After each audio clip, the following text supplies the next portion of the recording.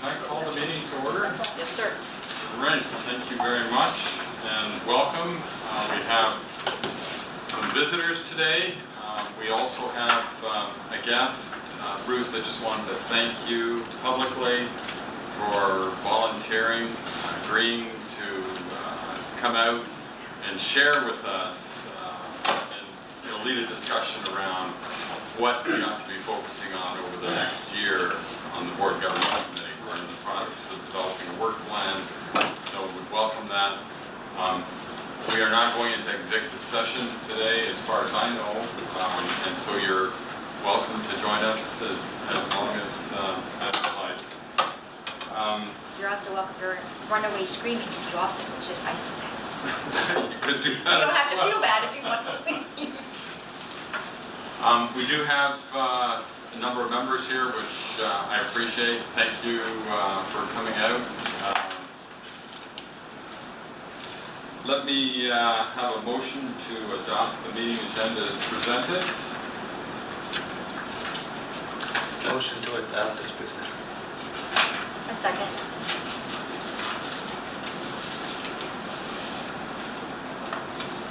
Okay, the January 9th meeting. You need to take a vote on that. Now that you get a All motion right. a second, just... All in favor? Aye. Any opposed? Unanimous. First one out of the gate. Wow. Only going up. We are smoking. Meeting minutes, January the 9th. Any comments on those?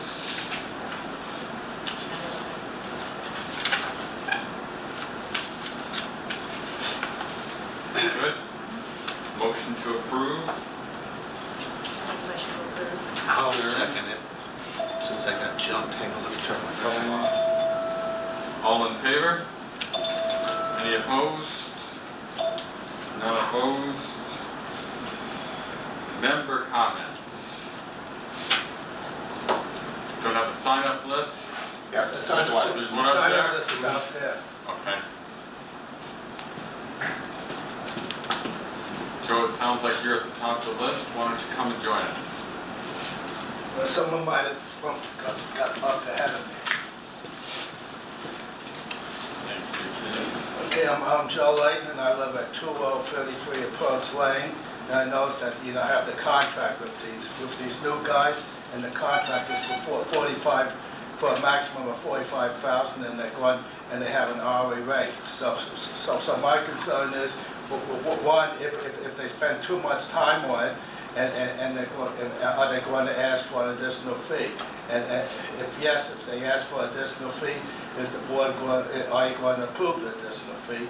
And who's going to approve the additional fee? Like if you approve it, I will the board approve it. So I just hope that if they end up spending too many hours on the contract, that they're able to get it finished. Or maybe you can talk them into not, to work in, additional hours without charging them. I don't know, but anyway, that's my concern. Okay. Thank you, Joe. Next on the list is Dennis Hayes. Thank you. Dennis Hayes, 1598 Old Quincy. First off, Mike, thank you for your quick response, not once but twice, to my messages. And I'm very pleased to see an issue that came up at the meeting on Thursday, which was whether the executive sessions would be exempt from discovery or discussion. And I'm pleased to see that in no case will any action or discussion or papers that were involved in executive session be exempt from the consultants. And I would just encourage you again, because there was a lot of confusion at that meeting, just to make sure certainly that the consultant is aware of this, and they're asking, they can do that. More generally, like Joe, I share a concern a little bit on the timing. It's clear from the meeting on Thursday that the lead consultant had not done a lot of work already. She did not know anything about residents. She didn't know anything about the bylaws of the Rescue Association. So I'm just saying it's an awful lot of material that has to be put forward, and we're down to 15 days right now. The other thing I will note that came up repeatedly during the conversation from the audience was she is billed as a forensic expert. And we've all seen lots of TV shows, and we know that forensic experts do not worry about healthy bodies into the future. They're worried about the dead carcass that's sitting on the floor there. And the important thing is to discover the how, not just the what, because we all know the what, but again, the why and the how.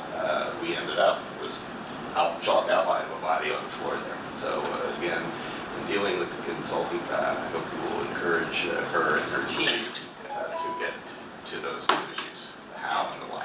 Thank you very much. Thank you. Thank you. You got Mary Brett. Mary Brett? No? Okay, is there anyone else that wishes to speak? Ladies before gentlemen. Always. Always, absolutely. We'll do Tammy and then... I'm only moving here because it's on camera. Tammy Petrine, 2503 Foxcroft Way. My concern is sort of opposite of Dennis's. We can figure out, and RA has already hired a projects director or manager to carry on and do not make the mistake of the overruns in the future, because you'll have an expert there. I get that. I am concerned more, how did this happen and who did it, and what was the etiology of the purchase of Tetra that is being kept secret? How did that, why was there a 2010 appraisal that went to Milt Matthews? Why was that done? And then how and why was this given to the board in such a quick time frame? We gotta get this done, we gotta get this done. And I think that's what the public needs to know. So we know, I mean, anybody sitting at this table could say how not to repeat the mistake of the overruns. We've learned that lesson. We don't need to learn it for 45 grand from an accountant. Got it. Thank you. Thank you. Erwin? Good evening. My name is Erwin Glassman. I live at 1327 Buttermilk Lane. You've not moved. Well, I've been there all the time.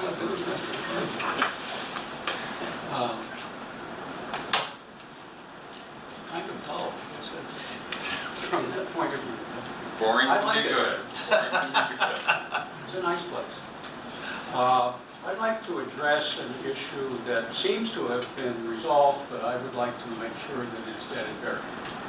And that is the issue of access of the consultants to information discussed or shared in the course of executive sessions in connection with the decisions that were taken on Tetra and Lake House. And if one looks at the services section of the contract with the Turnstone Group, I think that the language is very broad and very clear, that they are to be given everything. Yep. Everything. And that, without saying it, includes executive sessions, and I might add, which has not been discussed, attorney-client privileged material. There is no exclusion made for any documentation, and the determination is not made by rest of association. Rather, it is made according to the contract, determined or deemed necessary by the consultant. Right. And so for me, it is crystal clear that all material covered and discussed in the executive sessions, including attorney-client privileged materials, are part of their review and accessible to them, and that includes board members' interviews, which is clear in the third paragraph. So I don't know what there's a lot to be discussed about. I wanted it to be clear. We are in agreement, I assume. Absolutely. That was my understanding. As I said, at the meeting on Thursday, the issue came up again. Yes. And I sought clarification and was reconfirmed several times that the consultant has access to anyone and is able to speak to any member of the board, former or current, and there are no restrictions on what the consultant can ask. So, how do you finish? So when you say that you consulted, I'm assuming you consulted with counsel, I did. and counsel has given you that opinion. I did. Okay. I did. Yes. No, I just read what what Ken had sent us that said that we as a board had to waive that, but we're saying we don't because the contract was written in a different way. That's right. You know, the contract language makes it very clear that we've agreed to share everything that we might have. I just didn't see that follow-on from Ken that said that. But that's.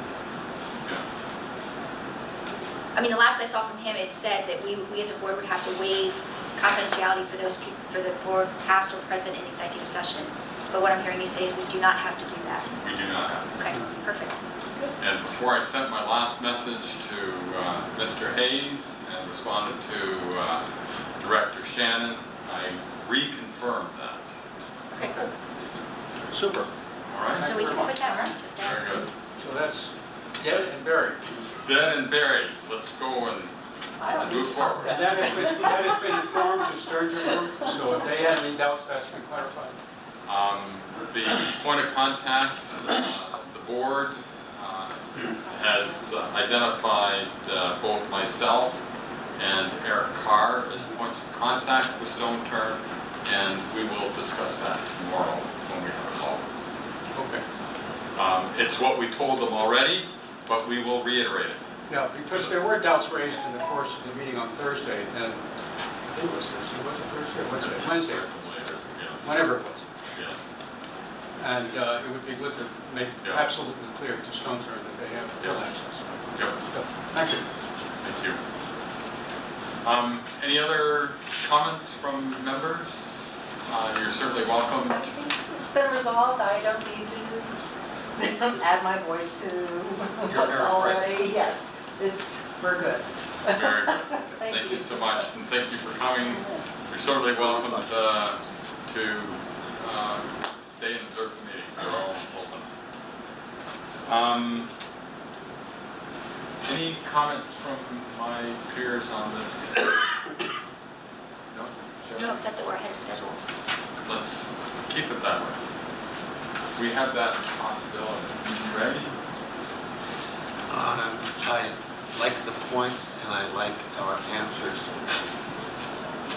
I want to just emphasize what Dennis said. I'm also interested in the why and the how. And everybody, Tammy, Irwin, they all make great points. We've got to follow them. We're all in agreement on them. Let's just follow through and do what we say we're going to do. Edith? I'm fine. Fine. If I could say, I'm frankly, given the challenge of the consultant, it's a major project, and the direction that we've given to the consultant is you lead this study. You know what you committed to do, and publicly she had shared that she's confident she can do what needs to be done based on the scope. And so I'm confident that we will get the report. So why don't we move on to the next item, which is item E, and that is the governance retreat work plan. Essentially, what I was hoping out of the discussion today, we could identify 2 or 3 specific things that this committee will focus on over the year to advance improvements in governance. And I thought that probably the best way to do that is to go back to the work session that we had and consider the items there. I did have a discussion with Bruce about a month or so ago when I approached him about this particular meeting. I talked to him earlier today and asked if he would lead us through a conversation around that. And again, the outcome from that would be us agreeing on 2 or 3 specific things that we have to do. And we can do many things, but let's identify 2 or 3 that are needed today to advance the organization. So Bruce? Great. So if you turn to the appropriate section,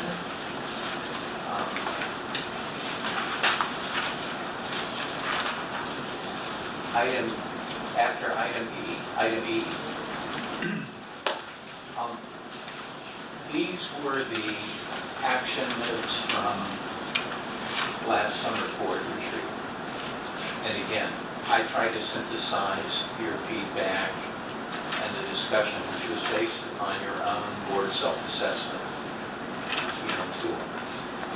And literally just organize them alphabetically, per this listing. So this is kind of the foundation or starting point, I guess, for the discussion. Although a lot has happened, a lot has gone on, since that meeting, if I understand it.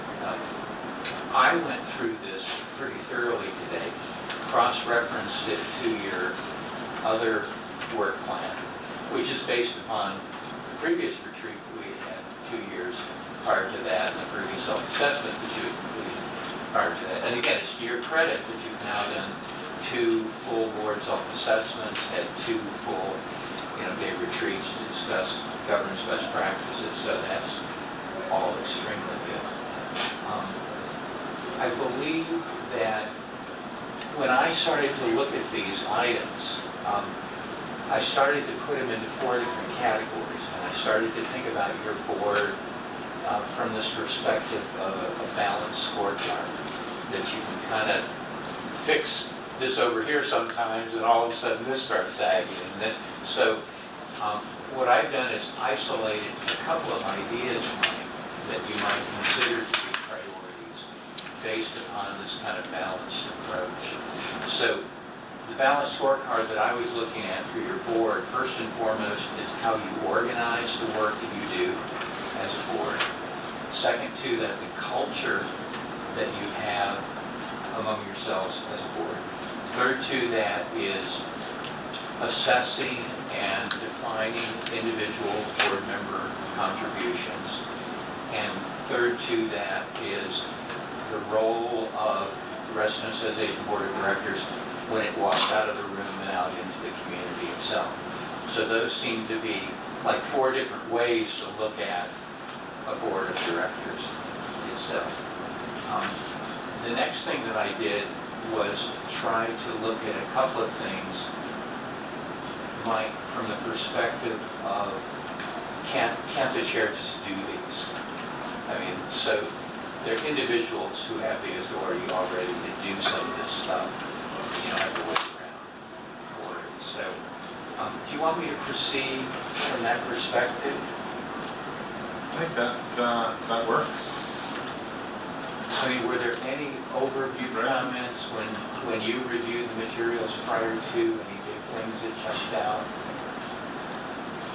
Sherry?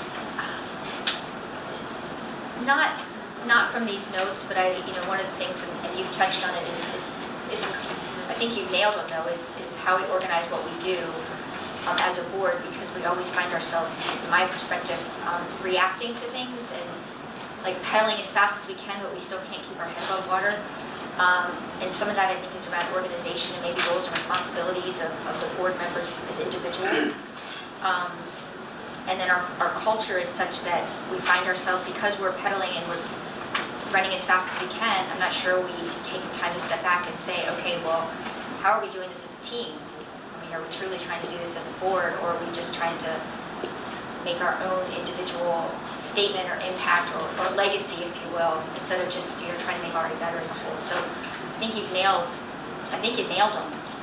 And what's interesting from what you just said is that there's a lot of discussion in the field of nonprofit governance around team. And there's not a more difficult situation than a nonprofit board. It's not like a sports team or other work teams where you actually see each other very frequently, and so it's very, very challenging. So I think you hit that concept. And again, if we were thinking of a team, you would think about culture and how do you organize to get the work done, what are the individual roles in the community, etc. Was there anything, Ray, that jumped out when you were reviewing the materials, or when you remember back to the retreat itself? The retreat was a long time ago. Right. A lot has happened this year. I think a lot of positive things have happened this year. We're involving the people much more than we ever did, and that will continue. A lot of number 1 in May was directly pointed at me, and I realize it. And I resented it then, and it is clearly not appropriate right now. As far as camera image conduct of board members during meetings, negative exchanges with volunteers, that's not happening. So it's like ad hoc comments from people on the survey you took get thrown in as the number one action, and they're not true. And Well, it's again, almost as if these- that is made as a suppression of the positive things that we've accomplished this year. I can ask the membership if they agree with me not to chime in on that one. If that's appropriate, I'd ask Sherry to chime in on that one. I think we've accomplished a hell of a lot this year in that regard. Yeah, I think you're right. This document is 10 or 11 or 12 months old. It's not my I document, know. it's your document. I know. So you can adjust it, change it, modify it as a governance committee however you want. And I think you've done that effectively in your other work plan document. It needs to be a living, puzzle that you continue to change. Right. So a lot of progress has been made, I think, on number one. I think you're absolutely right. And a lot of this stuff is good, and we've addressed some things, not addressed others, but there's a level of importance to all of these too. Right. You know. Eve, was there anything that you remember specifically or when you were reviewing the materials here tonight? I was not at the retreat, you may remember that I was not there. And so, my contribution is, I continue to be frustrated that we're unable to complete. I feel like we've not made a great deal of progress. We've not completed the code of ethics. We've not, there's been any number of things that are, that we've yet to do.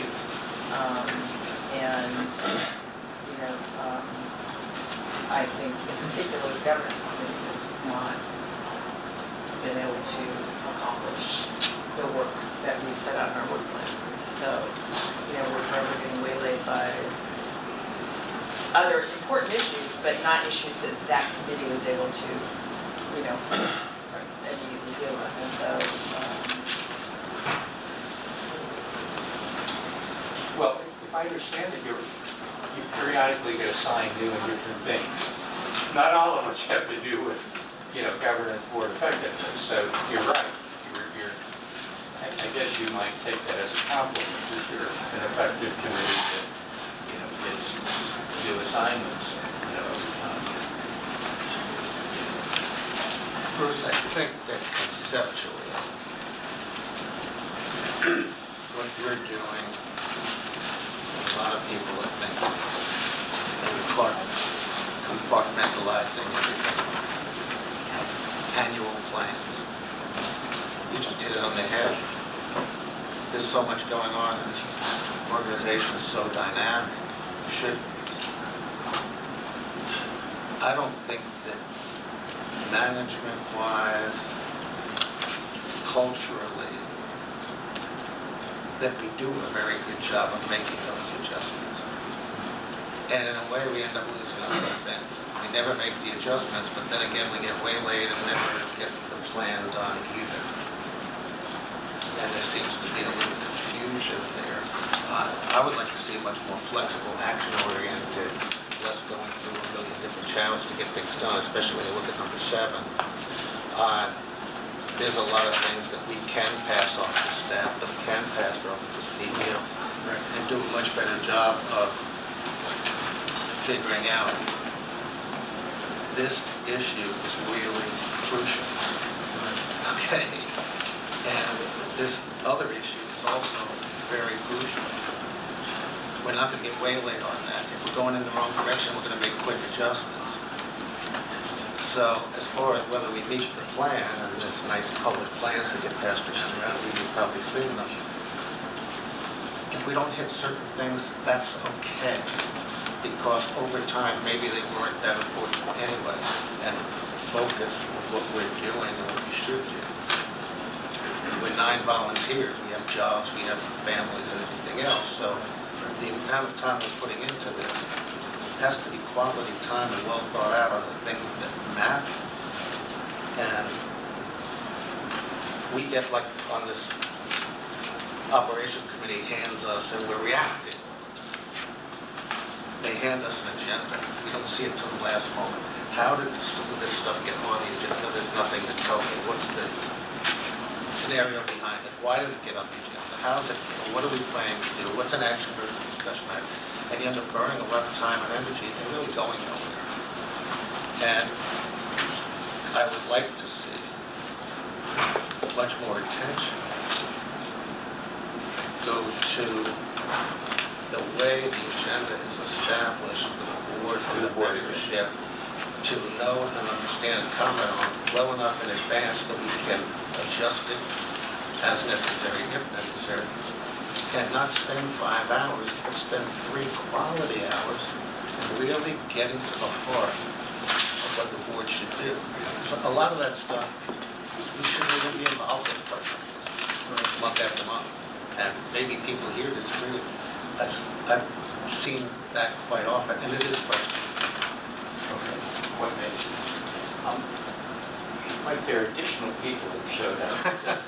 Is that part of the comment section of the project? I apologize, I was at the meeting next door as well, and it said on here that your public comment was 6:45 to 7, so we finished there and I came over here, I apologize. We've got a couple of ways of handling this. We can continue, or we can take a brief break, take comments, and get back to it. What's your pleasure? Well, I'm thinking this conversation with you is gonna take a while, right? We have a lot to Yeah, I talk think it's about. going to take a little bit of time. So I would listen to the comments. That would be my suggestion. Keith? Whatever's good. What's good with you? Bruce? You're the guest. So I'm here the whole week. Whatever. I agree. That's shit. Is Mary Brett with it? I guess my reputation precedes me. No, his name is on the list. I'm not that good. There was a name here, and the individual wasn't there, so I figured that I could make. Oh, okay, I just made a tardiness, Well, that's all. Oh, okay, I'm sorry, they didn't have a seat for us in the other room. I'm not exactly familiar with your protocol. My name's Mary Brett, I live at 11797 Bayfield Court, in Bayfield Station, which is adjacent to the Lake Newport soccer fields across from Lake Newport Pool on Western Parkway area near Bennington Woods Road. And it came to my attention on February 6th that a huge soccer stadium transformation was in the works as a joint project between RA and Reston Soccer Association's president, Roberto Gonzola, and of course, it was the first that I was noticed. It had never been noticed by RA, nor had anyone except a few neighbors whose decks overlooked the field, but no one else was, and this was supposed to have lighting. I'm not sure how familiar you are with this whole proposal, but of course, most of us were shocked, as were our neighbors at Arbor Glen Cluster and Concord Green Cluster, and the ones across the street near Lake Newport Pool. Everybody is not too fond of this proposal to begin with, but then when we delved into it, we found that the CEO of RA, Kate Fulkerson, on her own conflict of interest statement to the board, listed Reston Soccer Association as conflict, because her husband works as an under 13 commissioner for Reston Soccer Association. And it's just very troubling that this gentleman has become an at-large candidate for the board and has basically laid a paper trail in the media and online that he has been planning this project for 2 years in accordance with talking to Reston Soccer Association, entering into another contract at Langston Hughes Middle School, South Lakes, that joint field for artificial turf fields, and that he already has donated $150,000 of a $300,000 budget. I'm sure the parents don't know half their money is going to pay for school fields, but that's another matter. And that he wants to do the same thing with Yankee Stadium lighting at our field. So, of course, we're not, the more we find out, it just seems like there's a definite conflict of interest between the CEO and Mr. Enrizola and Reston Soccer Association, and that he has also been accepted as an at-large board candidate, which we brought to the election committee's attention. And we were just told that all you have to do is pay your assessment on time and be a Reston resident in order to run. to be certified, and that they don't have the authority to decertify once you make an assessment, which seems outrageous, because that would be like someone having a matter before a civil court and then applying for a judgeship so that they could rule on their own case. So it seems like they're not doing their job in their elections committee, and we're trying to let you know that not only does Mr. Andrezola have a problem ethically running for his at-large board seat and trying to have a $2.4 million proposal on our joint land. No other private citizen can just walk in and do that at RA. For a $200 storm door, I was made to come back a second time with an actual picture from the manufacturer. Yet this man can have just a little picture of greenery in his soccer fields and some concession booth that sells tickets. Heaven knows what commercial purposes that would go towards. And he can just waltz through RA and get put on, certified to be a candidate, as an at-large candidate to advance his own project. And if that isn't conflict of interest, I don't know what is. It's the definition. So we're becoming more and more disheartened with our relationship with RA when no one seems to take any of this seriously. So we're hoping that the Corporate Governance Committee is going to take it seriously and do something about it. Well, Mary, appreciate you coming out and sharing. I did get your letter in the mail today when I went home. There were emails as well. The board has not charged this committee for addressing conflict issues, if you want, but I hear you, and we will discuss it and we'll sort out if and how best we ought to proceed. Well, normally a governance committee would take care of conflicts of interest with their own CEO.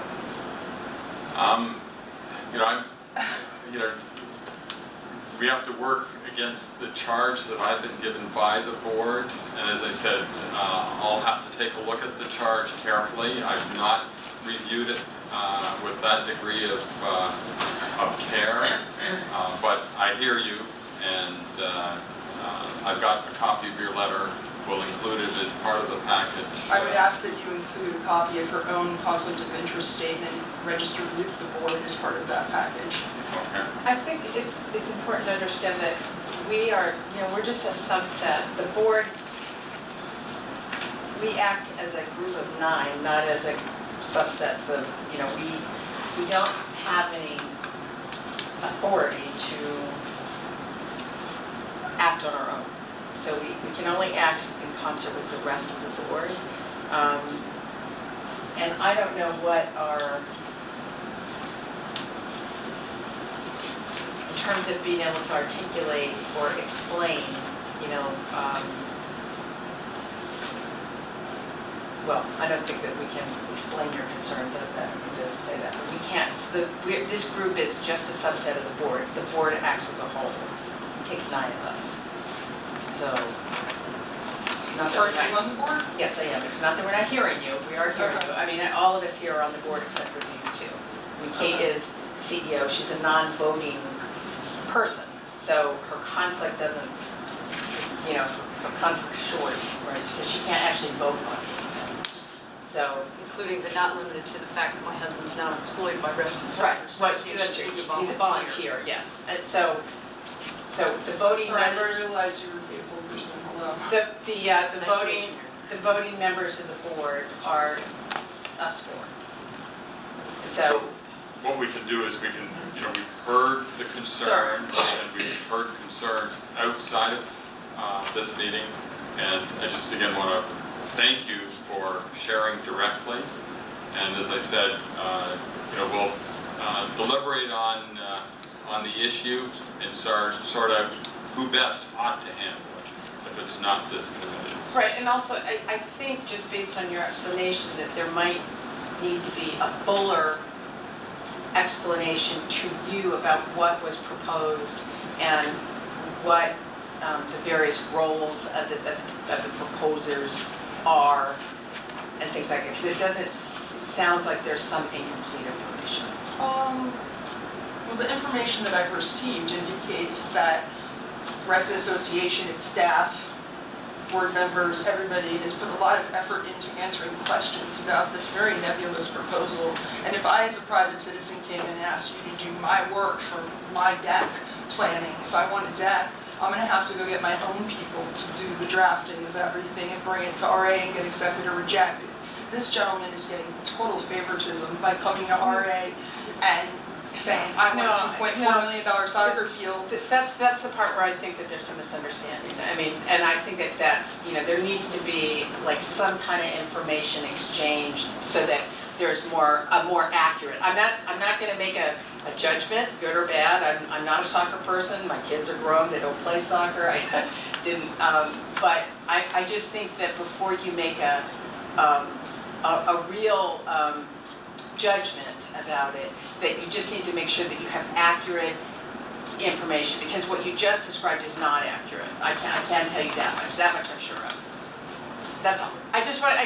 We just need to be informed before we, Why should you even be sure of that? Because no proposal has been made? Because I am very familiar with the design review board process, and I know it's not what you just described. But it hasn't gone before the No, design I know review that. board. I know that it has not, and I also know that we have not engaged anybody to do any. The board has not engaged anybody to do any work. I mean, because Well, I've seen 50 questions, and I've been told by different areas of RA that they've all had to respond to them.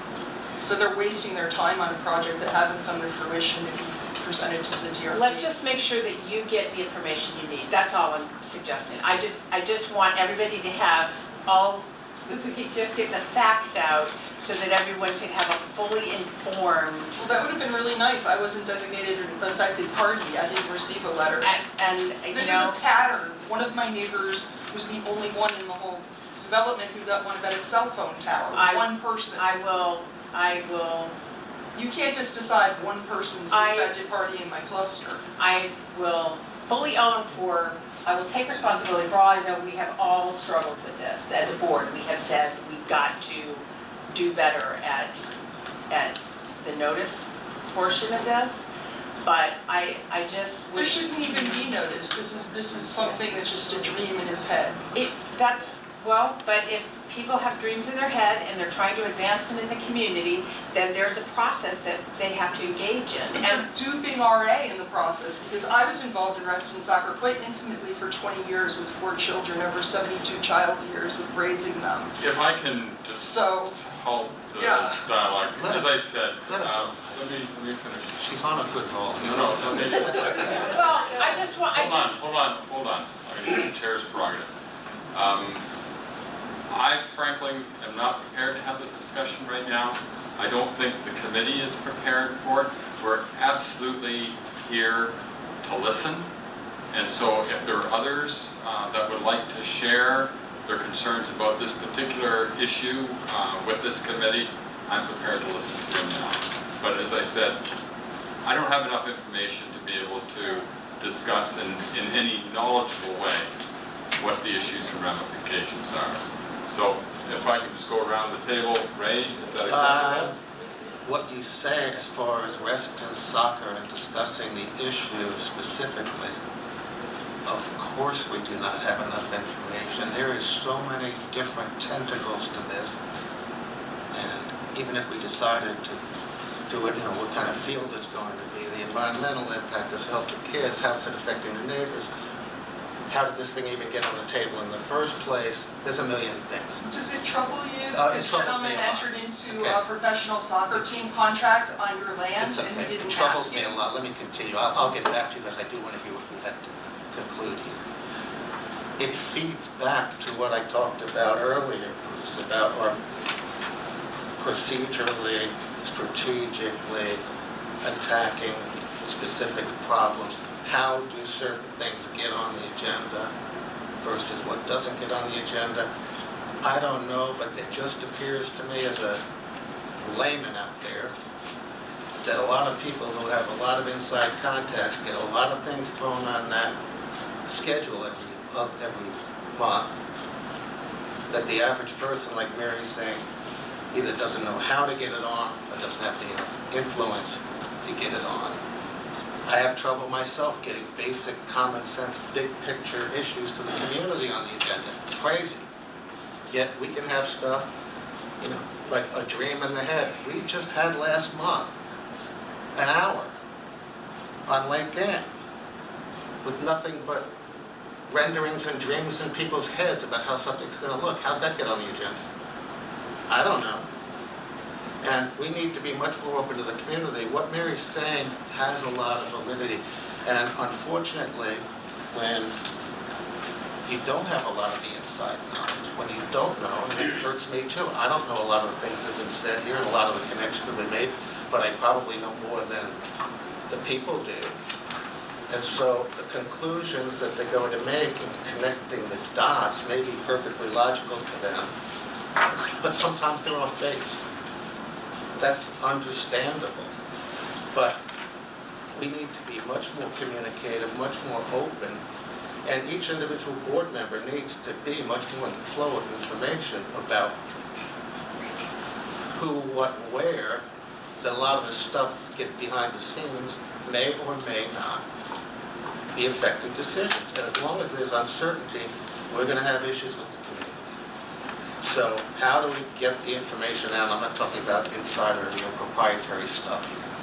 General stuff in an open and honest way and in a timely way that we can all digest it and we can work with the people as a partner and they can respect us as much as we respect them and get things done and focus on what really counts. And this soccer field thing, this is a big issue. We can't jump to conclusions whether we're for it or against it. I don't know whether I'm for it. And if I was for it, I wouldn't know which iteration of the plan I would be for anyway at this point. There's a lot of information that we don't know. You're right. It will be something for the next board to deal with. So, how we And you'll found, be on that board if because of next door's rendering correction perchance. But- And that just seems outrageous. if that's the case, I can't do anything. It's their decision, but you can bring it up certainly as an election issue in the election campaign. It's your right to do so and see how that We've all falls out. requested the voting list that they deemed was given to another person who requested it. Right, but I'm just trying to get it into what can we do about it. And I hear this all the time. I've been hearing it all year about we don't have the authority to do this, we don't have the authority to do that. But, define authority for me. I have the authority to weigh in on any major issue that affects Reston, that the people tell me affects Reston. And if you're going to tell me that I don't have any influence just because I don't have a vote, just because I don't have a legal person behind me saying you can do this, you're legally able to do this, doesn't mean that I can't be effective, that I can't communicate in such a way and be the people's representative. At the end of the day, all of this conversation still comes down to 9 people voting on an issue. Unfortunately, in many cases, that's the way it is. But if you can convince me to take a stand on something, I'll take a stand on something. So Ray, let's, what gets on the agenda and how we deal with it is certainly an issue that we should Yes. talk about. Yes. Absolutely. And But that's let's something else going forward for the new board that is a Absolutely. major point of contention that I want to mention when we form our new board, get that together. But Are the you whole no idea, longer on the board after the new one? this whole idea He is? Oh, okay. That's good because you're a nice common force. that we don't have authority to rally the community. Rescue Reston didn't have authority either. But to say that wasn't effective, to say that wasn't the driving force to keep that golf course out of the people's hands, is a fallacy. We all know that. We may not have authority. We have a lot of power as a unit, and Rescue Association in major cases, I'm just saying all across the board, I'm saying chasing everything, like I said with Bruce earlier, those 2 or 3 issues that come up that are really crucial. Hell yeah, we have authority. We have authority to speak out in an organized way and get the community involved in speaking out. And to do otherwise is a complete lack of leadership, and somebody should not be in a leadership position if they're not willing to do that. That's my opinion. I'm not speaking for the board here. Okay, so what I would like to do is give an opportunity to others that are here to share their views. I imagine that it's related to soccer, but if we could, let's just hear them because I really do want to get back to. I just have one last question. Are you all aware of the press release that Mr. Andruzzola put out saying that Lake Newport Soccer Fields was going to be the new home of the professional women's soccer team, the Washington Spirit developmental team. I can't say I don't know anything about it. Well, let me just say one thing, okay? Even if Mr. Aguizola got to the board, okay? Even the board can't say, hey, I mean, the best the board can do is to vote for a referendum. Okay, so that's my concern here, is that there's a very long process for something like that to take place. It's not like the board can go, yeah, let's do that. Well, why can he represent resident association who isn't doing their job? So, all I'm saying is that people are allowed to have, and again, I have no judgment about this. I'm not talking about you his know, soccer field. I'm I'm- talking about his press release. That Well, the newest thing is he's bringing a professional sports team. Clearly that's, He screwed up. clearly that was wrong. You know, I mean, I would have to Well, he assume. signed a contract, one But- would assume. Well, then. He said that he defeated but 7 other soccer but that is- entities in the okay. Washington area. Let me just, I hear your ear, I hear your anger, but the point being this, he can say whatever he wants. It doesn't make it a reality, and it doesn't move this board in one direction or another. The board itself does not have the authority to turn that field into a stadium. Okay, so you need to. I'm not talking about the stadium. I'm talking about him promising It signing a doesn't- contract, and you guys aren't Then- telling him to cease and desist. If he has signed a contract, he's done something he's not going to be able to fulfill. It's not really our problem, it's his contractual problem. So yes, we should get informed and understand what the heck's going on, but I just want you should feel confident that none of this is, there's no construction beginning. You mentioned a referendum. That costs hundreds of thousands of dollars No, to it doesn't. RA It and costs me. about $30,000, but But we shouldn't be spending $30,000 on people's pipe dreams. Like you said, people come and talk about Lake Ann for an hour. people are allowed to come to the board and ask for things. They are allowed to. We can't, that's part of what's allowed. Okay, so I'm just, all I'm saying is, I hear your anger and your frustration. I get it, but you don't need to be, you don't need to feel, I think, overly concerned that he's going to be able to get in front of you before you're going to be able to have a lot of impact on it. That's all. No one should be wasting one more minute on this. If everyone were doing their jobs, it wouldn't happen. That's the problem. Mary, thank you Yeah. very much. Are there others that would like to speak to this issue? Please come up. Come on up. The reason State your we're here name, is your because we're address. concerned.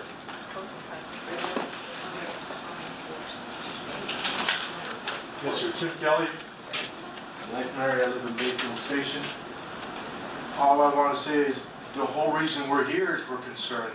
This gentleman is doing things that are a big conflict of interest. I'm not the lawyer like Mary is, but I'm just a plain ordinary citizen can see the obvious. And he's doing things that we got to be really careful about. That before you know it, it's going to be set in concrete stone that the shovels are going to start digging. So I don't know. I think it's a big concern, and we need to do something about it. And I don't even know why next door they don't see the obvious conflict of interest. We all do, and these people are on the board. I don't understand that. So, but that's all I'll say. Thank you. Okay, thank you, Tom. Yes, sir. Is there anyone else that would like to speak? Come on up. State your name, your street address.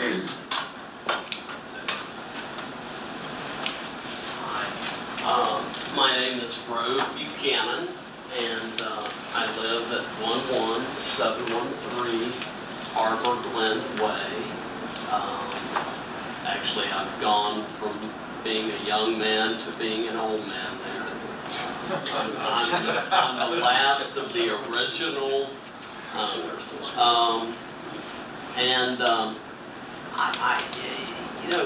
I guess my concern is that relates to governance. And it seems to me that there's a growing sense in the country and locally that things are wired, that certain people have more influence than others, that there's a political system, but it's for show, and there's connections underneath. And that's not a view that I've ever wanted to accept. You would think, being now a retired historian, I would be more cynical, but I've always, strangely enough, believed that it is still a republic. It is still a republic of laws. And what really troubles me about the conflict of interest represented in this soccer field controversy, the web of connections and so forth. I'm just apprehensive that, I guess, maybe it's teaching school for many years, and a lot of times there would be teacher input before the decision. The decision was already taken before the input was given. And I'm very concerned that this large project may go into place and essentially irrevocably destroy one of the few natural green spaces that we have in Northwest.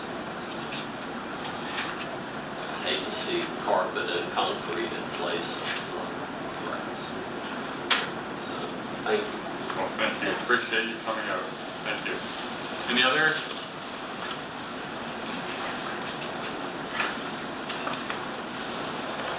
Hi, my name is Kim Kelly, I live on Mayfield Court. I actually have a question in concern with this professional sports team coming on, and you say that he can't do that, and he's signed a contract that he's not going to be able to fulfill, but who's going to stop him? How is he being stopped from doing this? Because clearly he's motoring right along and no one's stopping him, so it's easy to say he can't do it, but who do we go to make sure that it doesn't happen or go any further? I mean, it's advertised on their website, it's up in the Post. I'm looking at it right now. Yeah, so who do we go to stop this? Great question, Kate. It's my understanding that, they can use any field, so whatever engagement they have, it's not predicated upon Lake Newport soccer being turf. They've entered into an agreement and they can go, it's my understanding it could go anywhere. I haven't read the agreement, I'm not a part of that. That's something they did separately. Telling me is I can start a business, go out onto your fields to make money.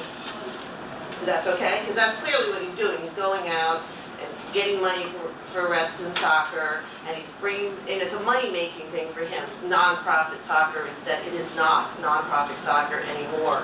If you look at that, I know you see it in Mary's letter, she's explained how it's not non-profit. So now he's bringing this person in. So that you're saying I can go out onto a field and do the exact same thing for whatever company that I want to raise money for, because you can use it however you want? Is that? As I said, we're getting a lot more details here than I've been aware of before. Not in a position to discuss it, absolutely in a position to hear. And so this is actually being recorded as well. And so, we'll come back and we'll decide how best we go. That's fine, Yeah, but will we get feedback, and will we hear what the answers to these questions are and these concerns? And how will we get those answers and concerns? My understanding is that there's an email list being created. The list has been created. Some of you got something from me already, right? We've got this recorded, so this will get added to the additional laundry list of questions that people have. So, But that's for the soccer field, but This will I would get- like an answer for the professional team coming up into Reston. Or the conflict of interest. sure, And the conflict of interest. on whose part? The, Mr., I'm sorry, I'm gonna say his name. Angazola. Angazola. Yeah, the what, That's for the where that, separate issue. where that line is, I mean, what, how does that work? I mean, I know you're saying you hear me, but how will I get an answer back? That's a good question. Leave your email. Leave your email, that's probably the best way to do it. I've heard the conflict of interest issue. As a matter of fact, we're speaking tonight about a code of ethics for the Reston Association, for the board, and we'll be talking about what does constitute a conflict and what does not, which is relevant. So leave your email and we'll get more information. Can I, and let me work on trying to find, kind of get a little bit more about the contract that entered into. It's not been on my radar to focus in on. I've got some other things that the board's got me focused in on right now, but I'll make sure that I look into it and we try and get back, even if it's to the entire email, which includes the board of directors email that you all received on Friday night. Our board of directors also received, so they're aware of any communication with regard to the field. So I will, let me research and at least give me until next week, because again, I've got some other obligations that I have to fulfill for the board this week. Very good. Is that fair? Okay. Yep, that works. Is that okay with the rest of the board directors that are here? Sure. Okay. Yeah. Any other comments from our members regarding Could I just offer soccer? one line of rebuttal Thank about you. the fields and who can use them? I was involved in Reston soccer for 20 years over a span of 3 decades with my 4 children. If you were not a Reston, you were supposed to be a Reston resident to register with Reston Soccer Association. The kids who went to Reston schools who lived on the periphery of Reston could register, but they had to pay an additional field fee. And non-Reston residents are not allowed to go in our swimming pools without a pass, on our tennis courts without a pass, on our fields or other amenities without a pass. That's what we pay, the huge assessment we pay.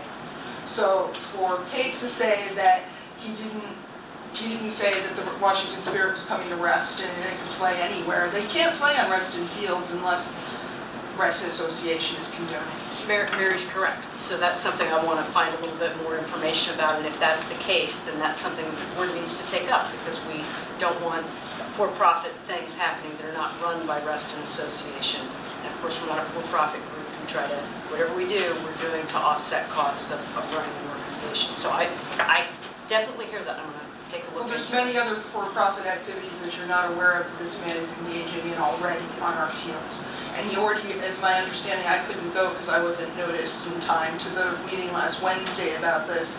And his PowerPoint presentation apparently says that 25%, he admits to 25% not being Reston residents, including adults. And Reston Soccer Association was founded in its purpose stated today and back at its inception was for children's recreational soccer.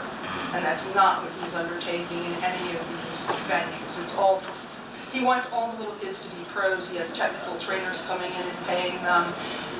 The latest thing I've learned of is that he has people from overseas coming in that are going to be paid employees and being offered Reston homestays to work here without green cards. So you're going to have a lot of trouble on your hands if you get more involved with Reston Soccer Association, I assure you.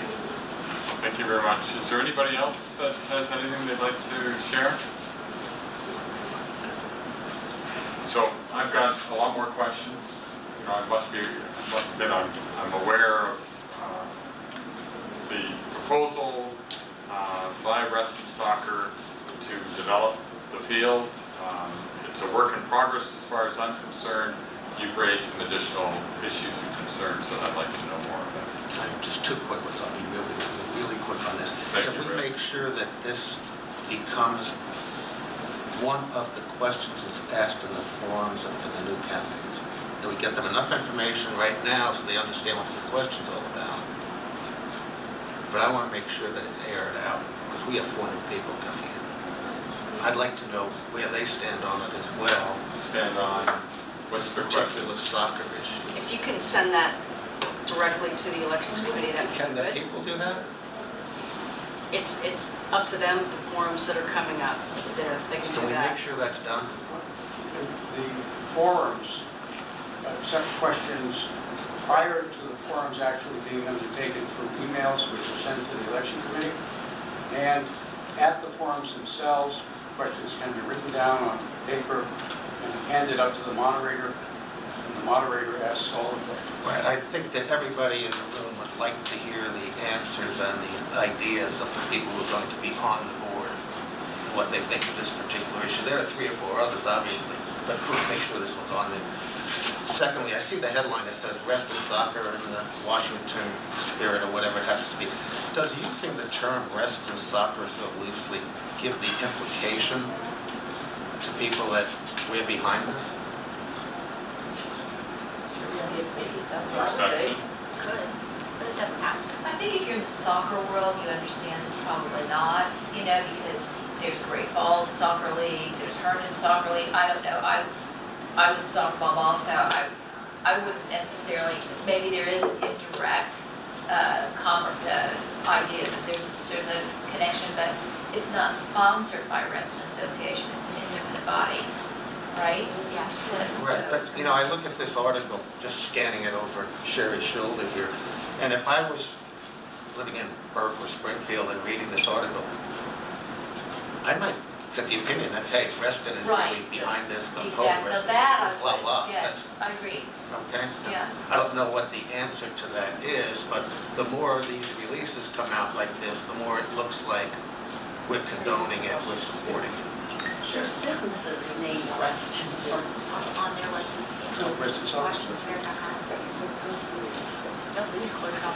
No, but I think because they're gonna be using the Park Authority fields, that's why you need to be mindful of this, this is the Park Authority with Fairfax County, Arrowbrook Fields, the South Lakes High School fields. So That's- this is that's- more this involved, is- it's not straightforward and linear. It's a tough issue. It's just, Very yeah, I mean, complicated, and we it need is more linear. information. There's one news article that says it's the Lake Newport new stadium that will be utilized. There is, I mean, Well, he thinks in grandiose terms. We need to Yeah. gather more information. If you don't mind, I would like to move back to our agenda. And so thank you very much again for sharing your views. Thank you.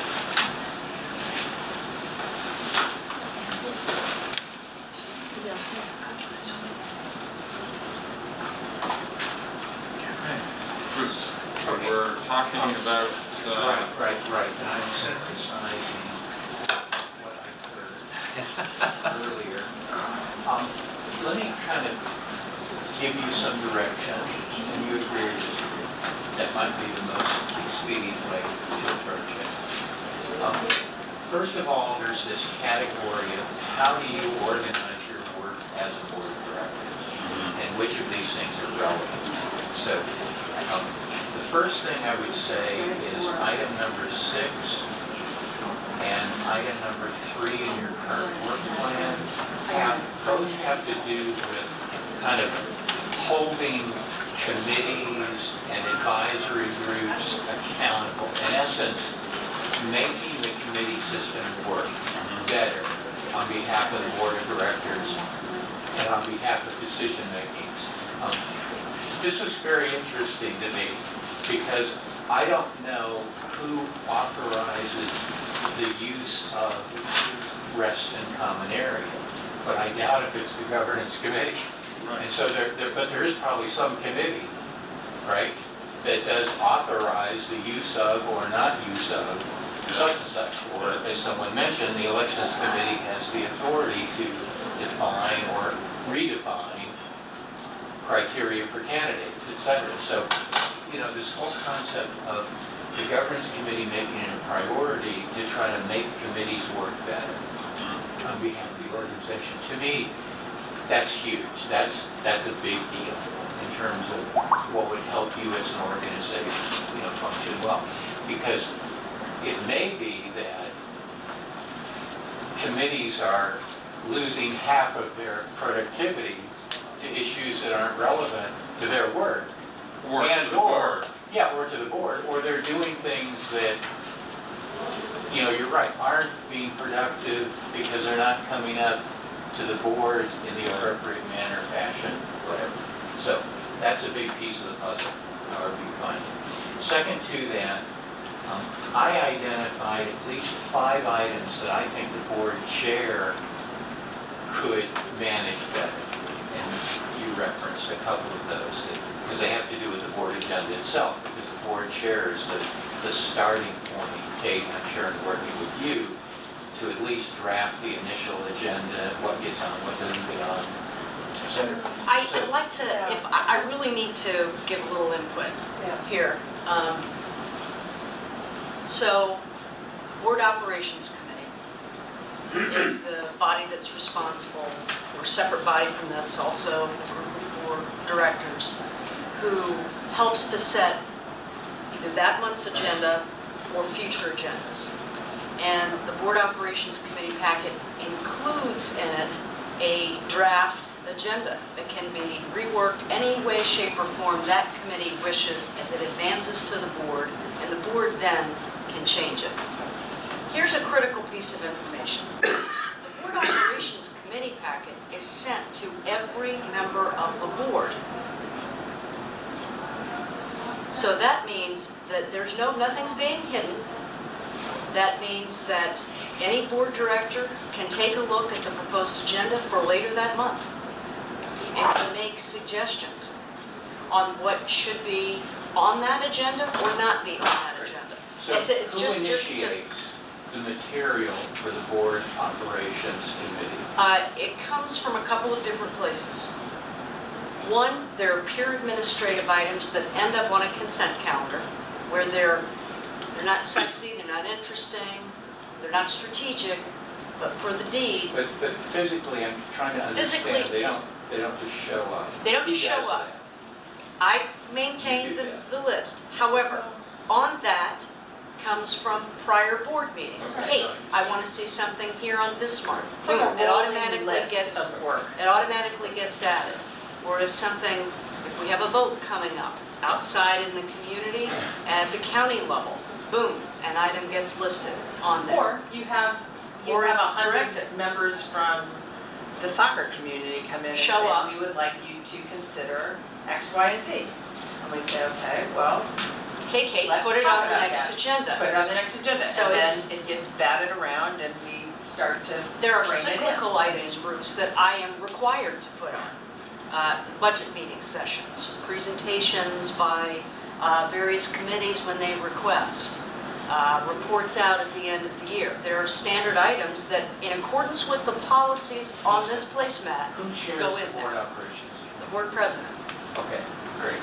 That's all I care about. But I just The wanted to board be clear that president- it's not coming out of thin air. But the board president had some degree of, what? Authority, latitude, control. You just use the chair's prerogative for But it. I think that what happens, I mean, and I'm not on that committee, but that issues are worked and they're deemed to either be ready for discussion by the full board or not ready for discussion by the full board because there's not enough meat on it yet. You don't have enough details or or it comes to the full board so that it can get batted around more and then get sent back. I mean, I think that So let me rephrase my comment. The board president and/or this board operations committee needs to be assigned those items off your own action creation, which focus on the effectiveness of the board meetings themselves. And so if you look at item number 2, number 3. And this is on you mentioned- this. Yeah, this is on the Okay. listing that came out of the last retreat. Item number 7, You said 2, 3, Bruce, I'm trying to take notes 2, here. 3, 7. item number 9 and item number 10. So what I'm suggesting is that there is all 5 of those items need an individual to be responsible for them. There needs to be some leadership in advancing all 5 of those items. And all 5 of those items, if done well, I think would make for better board meetings. That's all I'm saying. And again, I didn't come up with these. You came up with these in your own retreat. So I'm trying to aggregate those. So under how you organize the work of the board, I'm just suggesting you there are 5 items which the board president and/or the board operations committee could be assigned. This committee could, quote, assign to them some version, some changed wording of those 5 items, and you could actually assess on a meeting-by-meeting basis whether or not you're doing what you ought to be doing, saying what you ought to be doing. So I'm just trying to help you organize. You see on tape? Yes. I want to adopt what you just said. Right. That's extraordinary. It's exactly what I've been I'll trying have to to sign a say for a long media time, but release you're much before more we get out of here. sophisticated than I am, and you know a lot The more. third item that was in here that has to do with how you organize your own work Right. is number 11. And again, I just think that was, I think, 2 kind of working session retreats that I've been involved in seem to be very productive. I think it's been essential for the newer members especially to have that, time to be able to ask questions and learn. So that's a category. I mean, that's still a lot of items, right? But that's a way to organize them as a category. So under the way in which you organize the work of the board, focus on committees, focus on the board president / board operations, running of the meetings, focus on holding an annual work session retreat. Piece of the puzzle. Under the culture of the board, I think the code of ethics is still a high priority, and I don't know where that stands or what it looks like, but I think the code of ethics will have in it interpersonal, cultural type items, I assume. So that's good, and that's being worked on. So I think that's the major item as it relates to culture. And again, I don't think the items under how you organize the work of the board can be as effective unless you also are working simultaneously on the code, which is the piece in terms of culture of the board. Under individual director performance, items 5 and item 16 seem to focus on that. 5 had to do with measuring a board member's visibility in the community. 16 had to do with updating committee assignments so that they were more balanced. I got the sense when I was trying to remember the discussion that there was some feedback that we need to kind of balance the workload amongst directors so that all directors are kind of doing equal, work. And so items 5 and 16 related to that. And again, what I'm saying is that you could have a great culture and organized committees, et cetera, are really great, but then if individuals aren't doing balanced work, then the 4th piece of the puzzle had to do with the board and the community. Item 13 and item 15. Item 13 has to do with revisiting your official spokesperson policy. Item 15 has to do with meeting with the board itself, meeting more with political, decision makers that maybe pertinent to the issue raised earlier tonight. So again, I'm not trying to tell you what to do or how to do it. It doesn't matter to me. What I'm suggesting is of your own feedback on these action notes, one way to organize it is in these kind of 4 buckets. And now you might think about with all the progress that Ray noted has already been made, and you're doing great, wonderful, this is all about continuous improvement, then we can talk about what might be the priorities amongst those 4 buckets. And that would translate over onto your work plan that has the green and the yellow and the red, throughout. I think it's probably time in that work plan to take the items that you finished and pull them to the end and just keep a running list of accomplishments, but keep the plan itself, as you noted, Ray, this needs to become a dynamic document that literally after every meeting changes and, it's more, throughout. So I apologize that I'm working off an alphabetical listing and doing these odds and merits, and I don't have flip charts. So I guess coming back to that sense of organization, Mike, maybe we can focus on the work of the board first, the concept of committees, the concept of the chair, and the board operations, organizing, meeting better under those items, and the concept of holding an annual working session retreat this year. Are those important items to this group? Should they be advanced? Well, let's hear from my peers on the committee. Sherry, what are your thoughts? You like the buckets? Yeah, I think the buckets are right on. I'm not sure what we've put in the buckets. I wouldn't necessarily put in those buckets, or I might change the wording around what's in the bucket, but I know you're working with what we said a year ago. Yes. But like I said, when you started this like an hour ago or so, I think the buckets are the right ones. I do think there's work that we should be doing around committees, and different committees produce, I guess, better or more efficiently than others. I think it's time to relook at all the committees and what we're asking them to do. I think some should be more ad hoc. You bring them in when you need them, you stand them up and then you stand them down when they're done, versus just having these committees that meet every month, no matter what. The board member goes, they sit through the meeting, and I'm not sure it's always a good use of our time, versus if it was a topic that committee is working with, and that's an opportunity to go cross-committee. So if we said, hey, and this is probably a bad subject, but we want a committee to stand up to keep the board informed of all the stuff going on with Wrestling Soccer. Well, you might need environmental on that, you would need communication on that, you would need different people from the different parts, because that's one thing we don't do well, is integrate committees.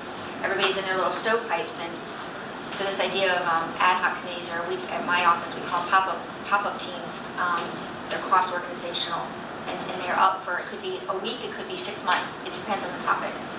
But you're given a charge, and you guys go off and do that, and you bring them back to the board.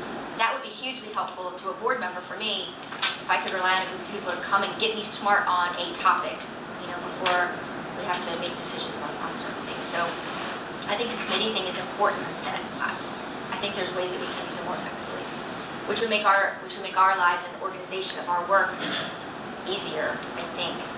Or at least I feel that we would be more informed, because it would be a broader look at something. Yeah, so I'll stop there. Eve? Yeah, I think the buckets are right, and although I feel sometimes like I'm doing groundhog Day, we've been not making a lot of progress on this for a long time. Yeah, so, you are doing groundhog yes, yeah, so it's, so yeah, it's the right buckets. That's what we're doing. If this is the committee that takes on these additional tasks, like the Tetra Lake House, this committee has really spent a lot of its time and effort focused on that, and not these other things, Right. then we should It's build like- it into the work plan. Right, we are one of the worst performing committees of all the committees, I have to say. We just are not accomplishing our work plan, because we spend all of our time, on on topics that we actually have no authority to address, which is also incredibly frustrating because they're not issues that are brought to the full board, they're issues that are brought, so it's like a disruptive sort of, items that are needed to be heard for sure, but not productive output. So. In terms of improving the performance Exactly. of the organization. So we are end up not contributing, but spending lots and lots of time doing that. So that gets a little aggravating. Well, But just- again, this gets you back focused Right. on a couple of things that maybe Just for clarification though, this committee did not take on the tetra. I The understand. board assigned Yes, that exactly. activity to Right, this committee. right. And, pleased to do it because somebody's Of course, got to do it. absolutely. We No, got I- the capacity to do No, it. I'm just But talking about the I'm with you because I the think other items, that's just. it gets to your point of the balanced scorecard. In order for us to perform as an organization, you've got to be able to address these other areas as well. Yeah, To me, it's I've been keen to get a code of ethics so that it's really pretty clear about what our relative roles and responsibilities are, what is truly a conflict and what is not, so that when you come onto the board, you know what the organization and the community expects of you, right? Great, your thoughts? The 4 buckets? I just want to say that Bruce, it's not so much this is extraordinary, but the dialogue is excellent, and I'm very impressed. I am much further down the continuum of where our technology managers are and how they do business. If you've read the book, How Google Works, for example, I'm much more along those lines. You're a lot closer to that than I thought you would be, a lot less siloed, departmentalized than I thought, and that's good for me. Okay, so the 4 buckets, I like them all. So, like what I can do on your behalf is reorganize this list by those 4 buckets with the understanding then that you would look at a couple of the items and rewrite them into a more concise statement, that would be then added to your work plan. I think that would be the best way to advance that. That would be immensely I'm helpful. happy to do that. And the last comment I would make is you are on schedule for another board self-assessment January of 2018, if you so choose to do that again. Now, on the issue of committees, and this is a topic people have heard me talk a lot. I guess I'm a thorn to a lot of people and a rose to others and something in between. But Sherry's idea is something that I have supported for a long time, is ad hoc committees. I like to call it the special operations, our own version of the Navy SEALs. We have people in this community that are exceptionally intelligent, know the community extremely well. They don't want to put the time and energy into being in a committee, whether they have the time or whether they think it's just not going to go anywhere, and they don't have the time to get on the board. But they have a lot to offer. Now, I use them as an ad hoc committee myself as much as I can when I know who they are. You've all heard from me and I from you at some point along the way. But we have committees that have been in place for a long time, and unfortunately it's easy to form them, it's tough to get rid of them, it's tough to merge them, it's tough to monitor them, and honestly, are they really performing as they should? And we discussed this about time, how much time are we spending on that? Yeah, that's important, but results are more important.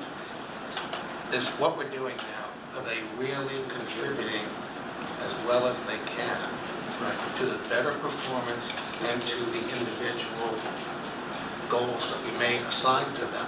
Now, this ad hoc committee idea really appeals to me, and there's a lot of people in this audience right now who are expert in very specific topics that I can call on for environmental, for development, for financial stuff, that I know they know a lot more than me. If we had people like that institutionalized, where we had 6 to 12 members who wanted to be that, it would be like, hey, something just broke out in a city we're in war with, bring in the Navy SEALs. It's not a predicted thing.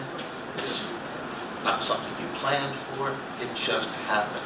So all of these things that kind of just happen, it's going to be worse, not better. We're a dynamic, growing community with a lot of development going on. We should be able to not have to go, well, let's go through this committee, and let's go through that committee, and they have their monthly meetings, and everything's by rote. It doesn't really accomplish what you need to accomplish in a timely manner or what you do.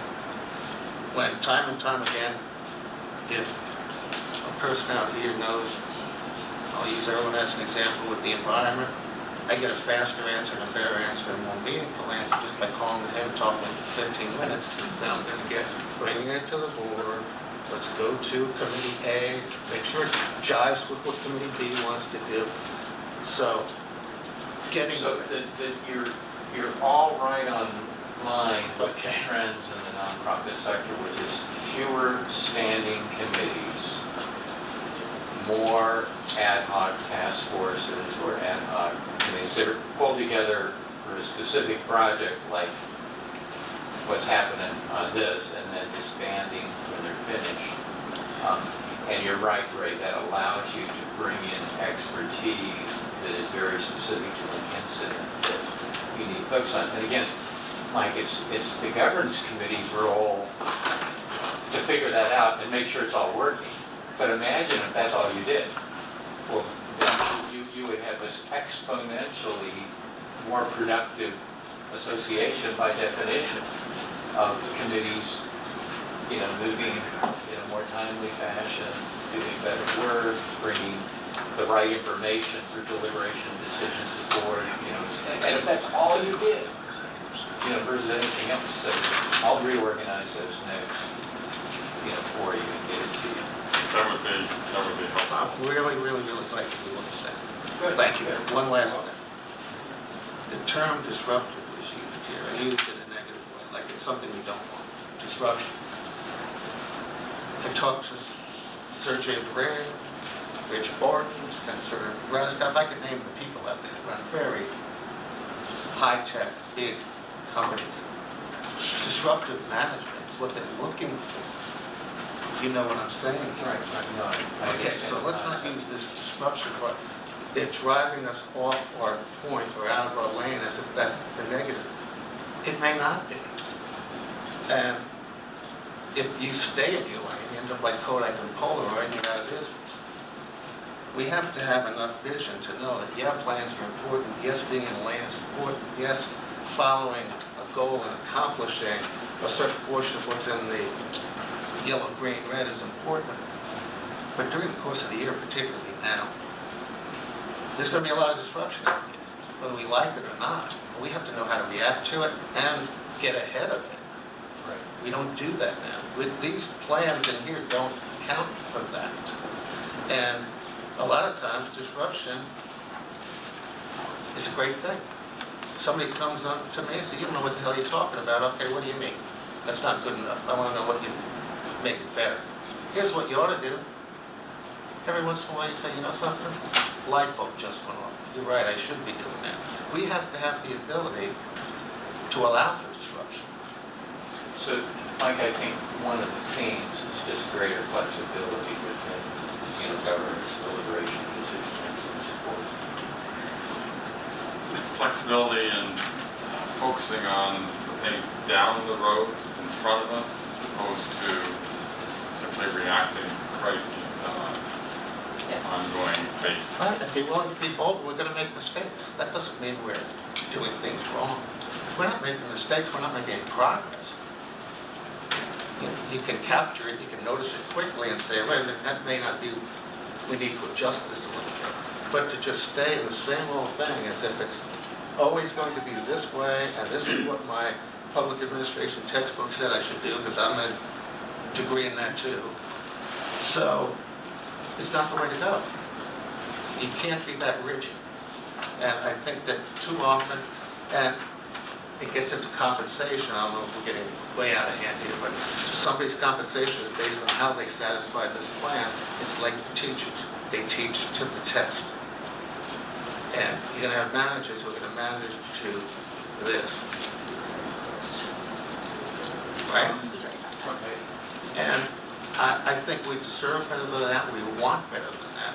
And we're gonna have to spin off into an evaluation process that, hell yeah, it may be subjective, our whole life is subjective, who we choose to marry is subjective, where we choose to live is subjective. Intelligent decision-making can't always be narrowed down to a box. So let me let Kate share where we are on the current work plan, and we will get together and we will talk about a revised work plan as part of this result of this discussion. What are your thoughts, Kate? Buckets, current work plan? I think that, you know, Bruce just said the things that are in green, that are in there, move to the bottom. Clearly, we've accomplished them. We can say the box Done. is checked. Done. The yellow hasn't been accomplished yet. I think from what I heard Bruce say a few minutes ago, earlier in the conversation, that there are some items that have bled over into the May 2016 that we haven't quite accomplished them yet. So putting them into the 4 proposed buckets and realigning how we're looking at it will be helpful to us. This original work plan came directly out of that May 2014 effort that we had with Bruce. Yeah. It was the self-assessment. These were the things to be accomplished. As was said earlier, there's some things that we haven't quite yet done. And then there are some new things on the list or repeat items. So I think working with Bruce to reorganize the list, leaving ourselves the flexibility to think outside of the box, which is what I'm going to interpret what Ray said, I think is very important as an organization. I also think that there's a lot of misunderstanding of how things happen when it comes to setting agendas and items that are taken up by the board, and that, as the administrator for the board, concerns me. There are a lot of assumptions that things end up because administration wants them on there versus I'm duty-bound by governing documents and or prior meetings and things like that. So I really would value in any way, shape, or form Bruce's advice and counsel as to how best we address that, because I think it is a problem with the board of the question of how things get on the agenda and people's understanding of the way the processes work. So I think it's kind of important. Oh, no, it's a big issue.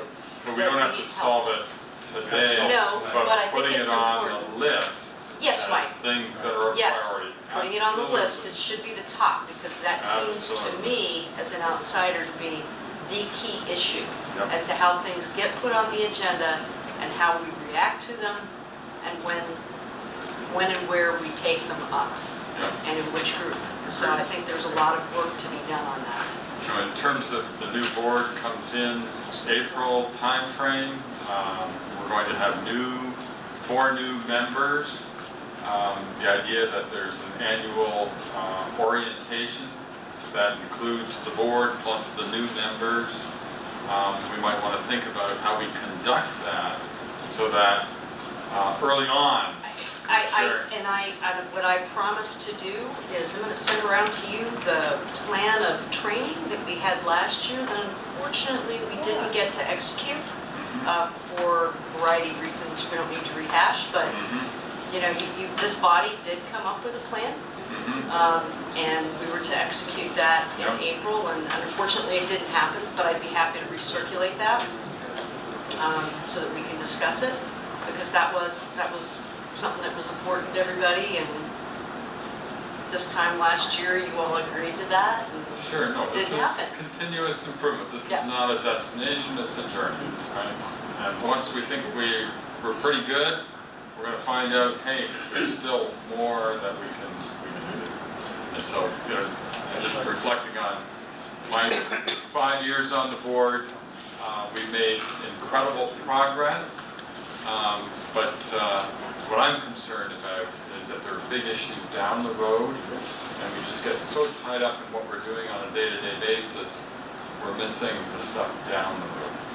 You know, like the Western soccer is an example. That's an opportunity, but you need to nurture that opportunity so that rather than fighting with the community about going forward with it, it's done in a way that the community sees the value and wants to go forward. And I'm not advocating one way or another, but I'm just talking about generally. And community input is very important, making Yeah, sure we do absolutely. that I in mean, the I right think manner. that particular one, it sounds like we maybe, I mean, it sounds like there's information gaps on all sides, and we need to fill those in, but. The point is that we want to be ahead and leading as opposed to be behind and reacting. And my observation on the board is that we spend a lot of time reacting to stuff that's happening. My perception doesn't mean that it's real, but anyway, we're not going to solve that. Let's go on to the next item if we could, and that is the Code of Ethics, the project timeline. So you asked me last month to come back with a revised timeline, so we brought everything in-house. This is the one of the 4 buckets that Bruce was talking about, right? So this is revised. I took what you saw last month and took out quantum governance, inserted the governance committee instead. I did obtain between last meeting and this meeting all of the comments that Quantum collected, so I've got those. I have not done anything with the first version of the code, meaning taking things out or anything like that. I didn't want to do that unless you all were comfortable or had decided with the timeline, the steps. And really the end date was the December 2017, although that can be advanced. It is entirely up to you.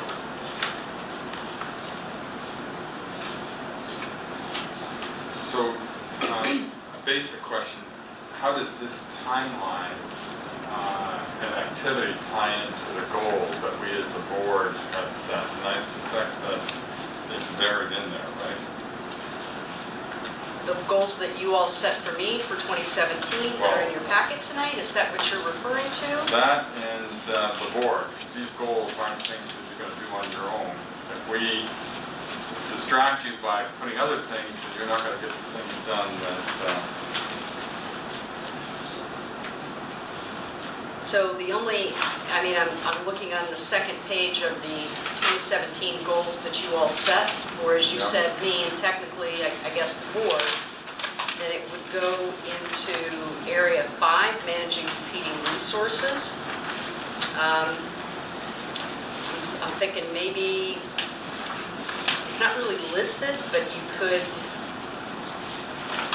put it under 2, develop a plan with milestones to implement best practices, including educating the board through a board development training program. We're kind of talking a little bit about that with Bruce tonight in some way, shape, or form. Yeah. But really, the simple phrase of code of ethics does not show up here. I don't think that should preclude us from working on this document, because clearly it's needed. So I wouldn't want that to hold Distract us. us, no. Right, no. Yeah, but I'm just want to have that conversation about where it fits, and that we get the support of this committee, that this is where it's going to fit, and this is the timeline we're going to be working with. So the document that Kate is talking about is this one here. For goals, right? Goals, our goals, Oh, our goals. our goals. Our work plan goals?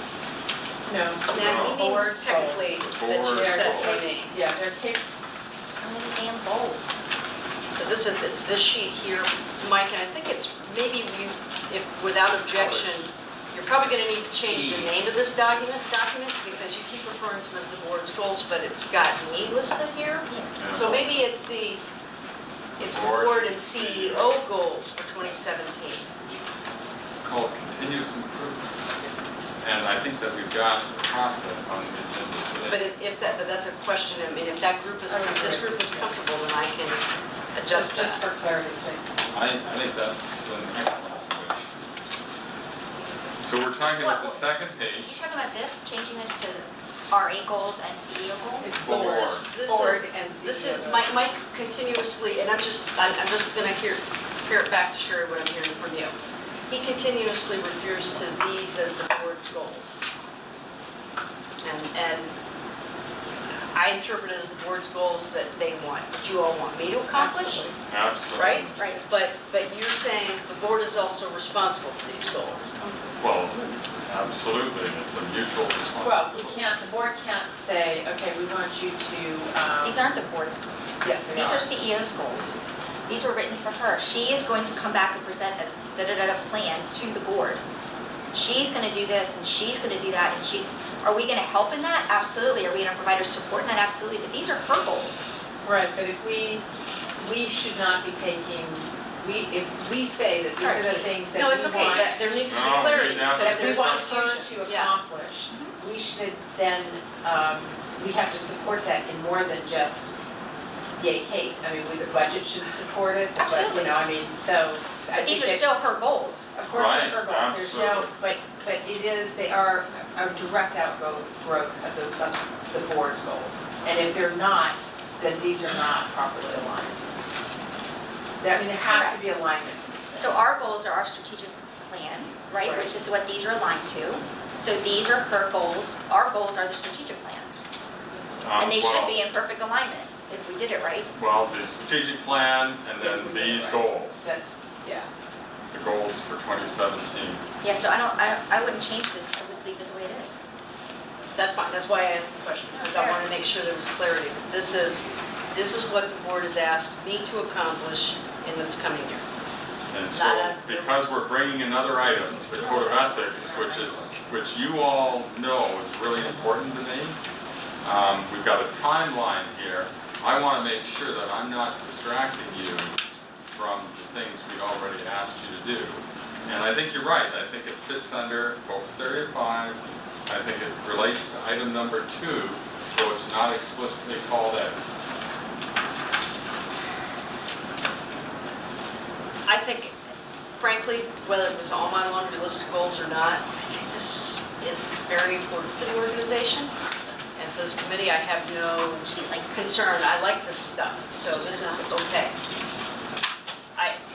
Whether I think it's managing competing resources or whatever the case might be, but do you like the timeline is what we need to know so that we can move forward. Is there any adjustments that we I need think to? you gave yourself enough room.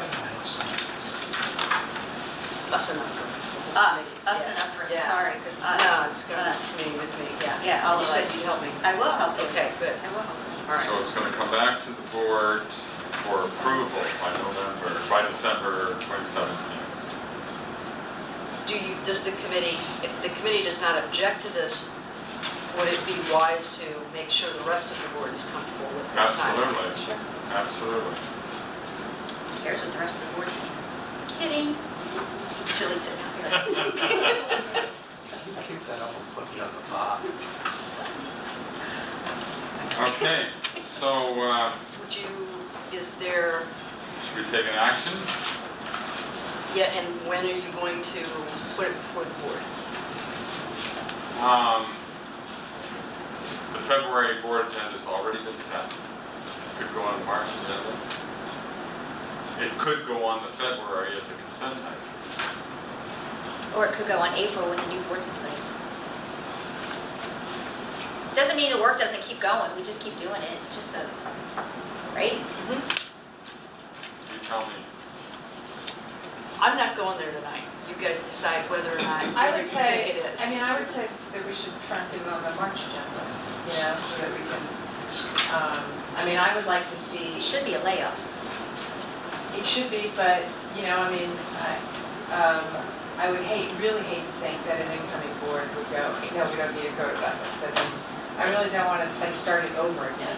You know, So we're you'd like to already get it on the March agenda? 18 months into trying to get it done. So if we could just, you know, I mean, it's such a minor thing. I mean, this item is minor. Yeah. To accept the type that's Right. presented. Exactly. Ray, you good with that? Watch. March? Okay, March? So this is gonna get on the March board meeting agenda, Yep. okay? I'm good with that. You good with that? For the bond. Thank you. Thank you. You might want By then, we might already be on step. So do we need a vote on that, a motion You could either do it without objection or you could, without objection? No objection from me. Okay. Check. All right, so update on Tetra Lake House review. As far as I'm concerned, we're on target to have the report by February 28th. Have you talked to them since the meeting last week and On all the Thursday? information she got? She had get a sense that that was a lot more than, Eric and I will have a discussion tomorrow morning. We've set a time aside, we'll spend about an hour, and we'll get an update.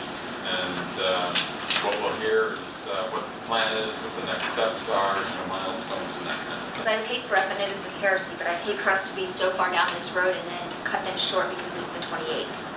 That's just my opinion. If they needed an extra week or two or whatever, because they got a lot more information in that meeting than they might have bargained for, a lot more people to talk to than they might have once thought, I'd hate to cut it short just because we gave them this date. Too many hours, it's gonna add cost. Within the 45, I mean, within the money piece, but, I mean, I'd love for him to be done by the 28th, but I don't want to cut them off either. I think a lot of what the community gave them is actually documented, so it's readable. So maybe they're already Makes it, reviewing I it. think, yeah, exactly, much easier, so. Anyway, I just wanted to throw that out that I appreciate I know you the were flexibility. pretty hard about the 28th, and although Yeah. we all like to see that, they needed a couple, I mean, I think doing it in 15 days is going to be, that's what we're paying them for, I guess. Well, we did ask them, it was asked at the event, do you believe you can accomplish what you need to accomplish by then? And they were unequivocal. Okay, well, that's awesome. And I'm a little bit with Ray on this. More time is more money. And we were very concerned about what we're hearing in the community about even spending any money on this. Well, I think the idea that they can talk, the whole executive session thing is now off the table, even the attorney-client privilege is off the table, so I think that frees up a lot of things, so hopefully we get this thing going. Okay. Good. Any further discussion on that? Item H, the CEO performance appraisal process. I suspect that you all have read this very, very carefully. And given that you've done that, let me just hit the highlights. Basically what we wanted to do is incorporate some of the improvements that we had talked about through this cycle into the process, and I would suggest that we do that with all of our resolutions on an ongoing basis. Just take a look at them, make sure that they're fresh and they're relevant. The big observation I made, there were two specific ones that are reflected in here. Number one, that when we're developing the goals, and I like the discussion around the CEO and board goals, the CEO is not able to accomplish these goals without the support of the board, and vice versa. And we're not going to achieve the goals of the board without aligning the goals to the budget.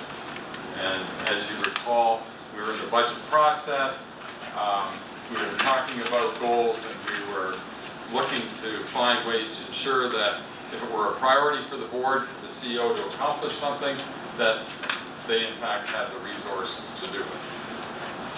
The other item that I wanted to include in this is the last, if you recall the process that we went through, we had an executive session where we talked about the previous year's goals, and we had a discussion about what the next year's goals might be. I thought that discussion was just very productive and rich. When we finalize the goals absent our CEO being in the meeting. I think that's an issue because there could be mismatch between what we interpret in the goals and what our staff interpret. And so I think having the staff in, Kate, the CEO, in that last meeting before we finalize the goals to step through them would ensure that there's exact alignment between what the board intended and what the CEO intended. Well, theoretically, I agree with that, but as I recall, or just, let me say, I think that the discussion that we had that included discussion around performance, I'm not sure that it would have been productive to have Kate present at that time. For that, Yeah. not the performance, but the goals, the following year's goals. Right. Absolutely. Yeah, so, I mean, I think you need to separate that out, because I think people Absolutely. need to be free to. Yep, absolutely. Absolutely. So the edits that are being proposed in here reflect those two changes. And I'm noticing just some language that needs to be cleaned up. I see some of the spellings here and there. I'm not changing context or suggesting anything, but just the first sentence, it says that the date on which the process shall approximately it said shall be approximately. Yeah. I'm guessing it's really the date the process shall commence will be approximately 45 days prior to. Yeah. So there's some, yeah. So, and this is, I have not looked at this because I know you've been working with Melissa directly. Just places where a period should go and capitalization should go, word directors and two is spelled wrong, just little things like that. That's form, that's not content. I know, but those are just, I'm just saying that, I mean, those are things, there's a note here that Melissa said that we should remove an exhibit based on feedback, it was far too leading, so, Yeah. just, remove it, things like Sure. that. I mean, Yep. they're- So Mike, one of the things that when we were going through, I know we had several meetings on this if I remember right. I think we have 3. Yeah, there was a lot. So I think it's important that, because whenever I see executive session, my flag goes up. And I think, and I said this when we talked about this past year, that when we're talking about future goals, that is not done in executive session because the community might well have input or like to know what we think the goals are. Now, anything to do with performance, obviously that's executive session. But when we're just talking about our goals and about how we might have thought we might have done in 2016 and what we're going to be doing for 2017, I don't know why that's an executive session. I failed to see why we did that last year that way, and I failed to see why we're trying to put it as a concrete by putting it in a resolution. Help me understand why that should be an executive session. It's not legal, it's not performance, it's simply talking about the goals of the year. I think it is considered performance. I mean, I think that setting the performance plan is, It's essentially contractual. yeah. It's But really. it is, if you look at the goals we ended up with and you say, we want to have a strategic plan that goes out 12 to 36 months. Okay, when we had discussions about that, so why? I just hate we all ran on this idea of transparency. Whenever I see executive session, it makes me think we're closing the door, we're not letting anybody in. So if we're just talking about goals, I still fail to see why that is in an executive session. I mean, they're going to be public, and I don't think any of our discussions were around, well, I don't think Kate's really good at doing strategic plans, so therefore we shouldn't have that as a goal, or we should because she's really good at that. I mean, Kate wasn't even discussed when we talked about the goals themselves. So again, I don't like to see executive session codified in a resolution like this. I almost think you need to have goal setting as a separate section on its own. I mean, if that's So that you can it's- have a rich, open discussion, you know, what kinds of things should the association be looking at in the coming year? You can get community input that way, you can have that discussion. I can say, here's what I know is coming and I think that we need to be paying attention to. Is that, I think That's would what be I meant to helpful. say. That's what I was trying to say. So, so that we can, I think just creating a separate section to do goal setting is Right. okay. So maybe think of it that way.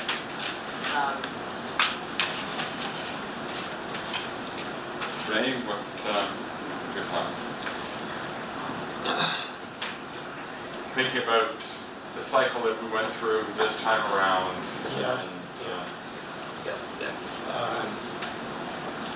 Bruce, I'm going to ask for your help on this. Not right now, but over time. Oh, I'm going to ask today. How do we take, there's so many things on here, and a CEO position. I mean, this is the executive manager of the entire town. And we have so many things that don't seem to be prioritized at all, that we're trying to force feed numerical rankings into a chart to say how well something did. I don't know that boards of directors for major growth companies in the United States of America today do things that way. How does Kate communicate with the public? How do we get the word out? How is we getting with the county supervisor's office? There are a million things that can't be measured here. They just can't. But it's like the case where the defendant was accused of pornography. Is it art or pornography? And the judge says, I can't give you that definition, but I'll know it when I see it. A lot of this stuff, how good a job is Kate doing on these intangibles, which is a huge part, this is partly a political position, space. On the intangibles, kind of, I'll know it when I see it. It's tough to put it on a piece of paper. And this looks like a typical, somebody who has a desk job with a staff of 5, their managers, here's all the things they should do. 1, 2, 3, 4, 5, what's your ranking, add them up, divide by the number, you get a numerical number. That's how well they did, that's how much they got paid. I just can't see a CEO position being relegated to that. I just think she doesn't have enough flexibility, doesn't have enough authority to sink or swim out there and be the leader of rescue. Now, whether that comes from board direction or not, or whether it's in some cases their own initiative or not, those are the kinds of things I'd like to see. Beyond just, I'm not downplaying the importance of any of this stuff, but like I mentioned earlier, it's like teaching to the test. Are we going to just teach to pass this test? Is she going to manage just to pass the test? Or is she going to manage to make rescue the best place it can be in her own mind and heart? I'd rather see the latter, quite frankly. And I think that we as professionals should be able to judge that. We're in the league. You are, I mean, I don't know why you're not. There's really 2 documents here, really. Aren't there? Really, I mean, two there are 2 separate documents here. And you use the word goals twice, so you ought to consider using the word goal for the strategic plan and objectives for the CEO or vice versa. So, but on one document, you're articulating the priorities of the organization as the CEO goals. And I think you've done a pretty good job in trying to articulate a result as opposed to the to-do activity. Now, that's never going to be a perfect, when you say measurable, I think what you're referring to is quantifiable, Exactly. measurable. Yes. So that, and that's what a board's for. So if we charge, if Kate is charged to improve relationships with political decision makers, and you can't measure that objectively, then I turn to each of you and say, on a scale of 1 to 10, where were we last year, where are we today, is there positive movement, and you make a subjective judgment based on what you've seen over the last year and view. So I think you're trying as much as you can to get the objective measures on the table so that, Kate, you know what's important to the board, right? I mean, that's the whole purpose of the goals and planning and alignment, as you said. But then as a board, you're judging subjectively, right? That's your criteria, is subjective. So you're given that flexibility to rank on a scale of 1 to 3. Right. So you know it when you see it. It still comes down to categorically putting a number in each thing, and that's the person's goal grade. Well, Rather that's than what you do in executive session. If I read the performance review, you start with the numbers, but then you talk about what do the numbers mean. There are so many overriding positives that can overcome many small flaws. Right. That can make a leader outstanding, and the reverse can be true. I don't know that we capture that. I think that you capture that in discussion. That, I mean, if you look at, for example, look at number 5 on this one, vision, mission, and strategic plan. And then it goes through and it says, okay, initiative and risk taking, demonstrating a personal orientation towards action and accepting responsibility for the results, resisting the status quo and removing the stumbling blocks that delay progress towards goals and objectives. That's a worthy, kind of lofty thing to strive for. And we, as individual observers of Kate's performance, might have very different opinions about. So yes, like we may say, okay, I've got to go through here, I'm going to rank it 1 to 3.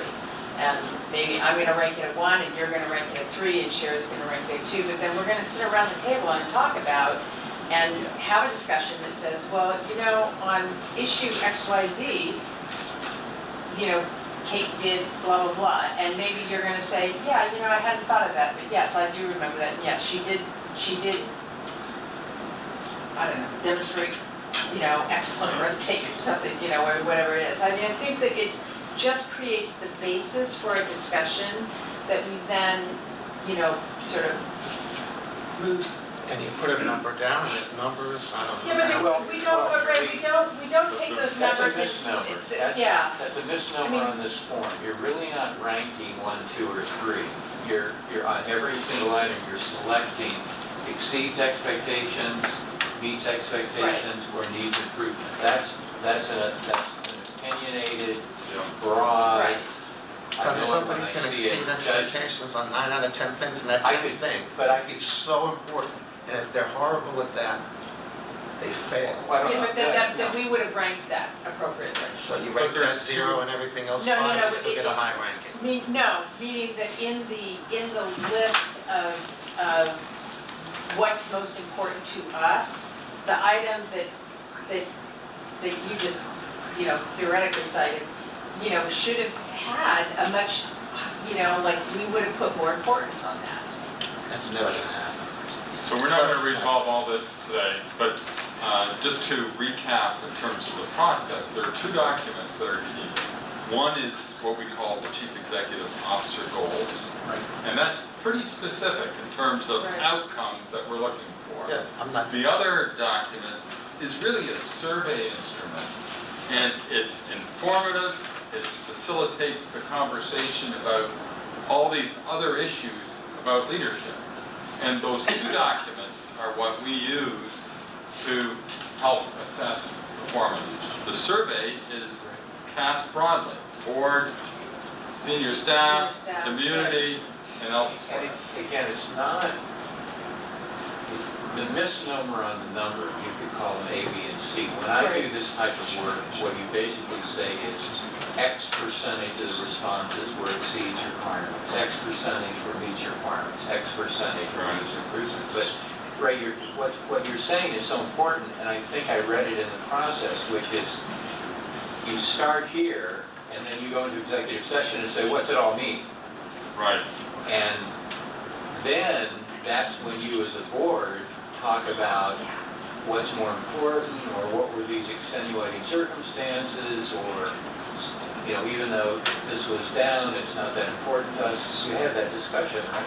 So that's exactly right. This is exactly the way Board Source does all of the CEO assessments that I do for them for nonprofit CEOs. There's a section on measurable outcomes, which is your colored document. There's a section on what I would call functions of the job, which is great because most people only do this, and you forget that 90% of what Kate does is managing staff and doing all this other, so I think it's great. And then the third piece of the puzzle is board, what's it all mean, can you do it?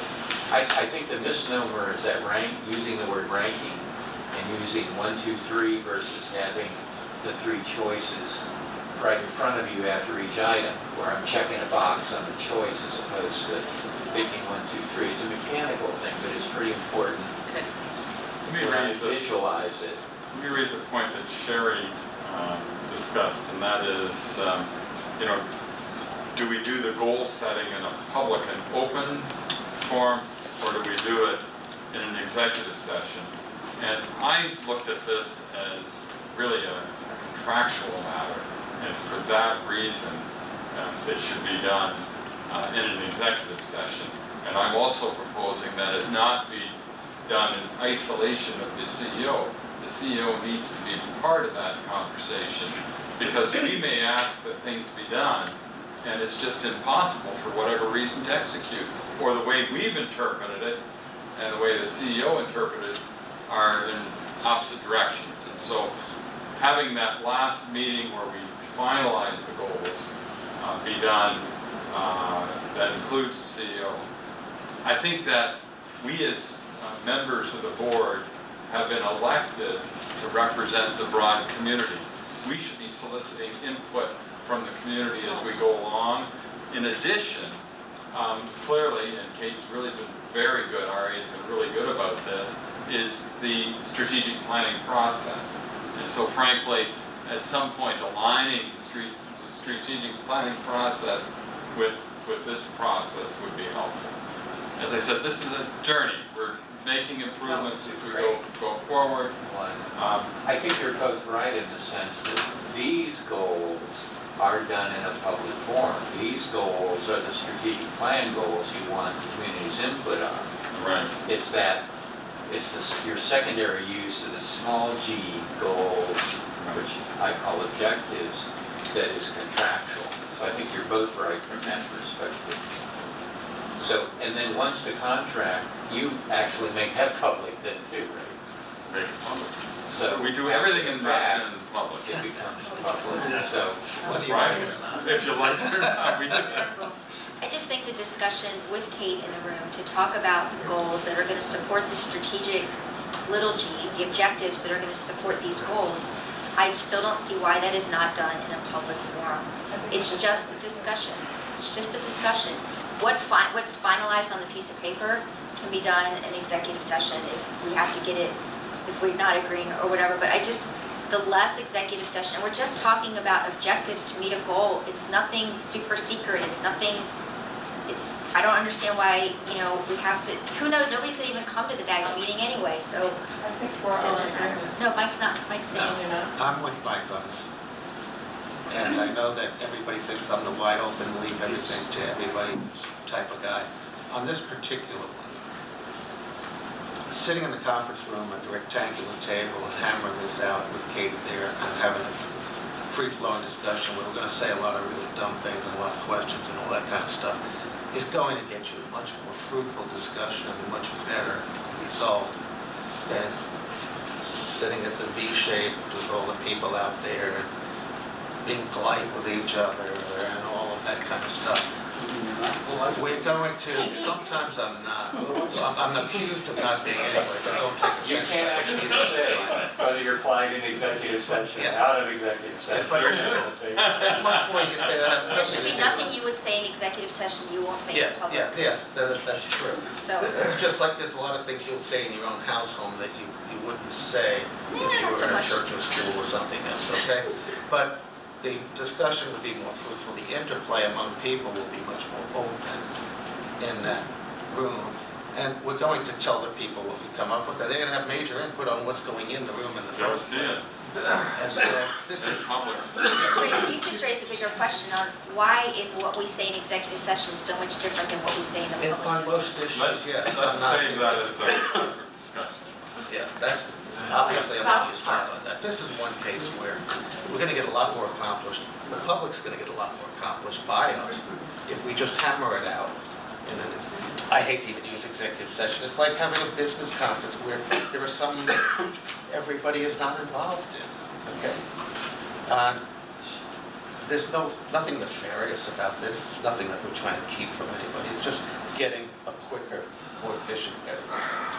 So what I would like to ultimately do with this discussion item is get approval to make these edits.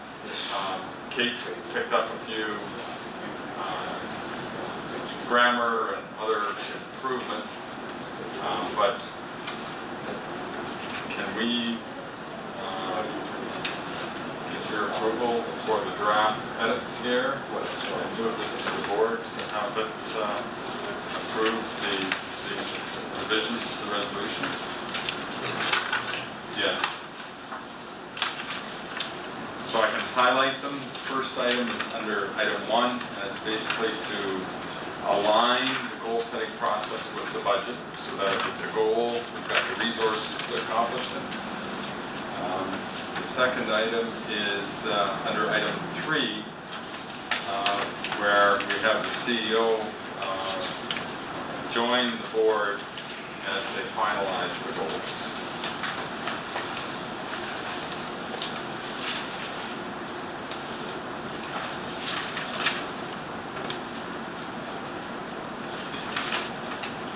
And then I would accept Kate's edits on the rest of the document, just so it...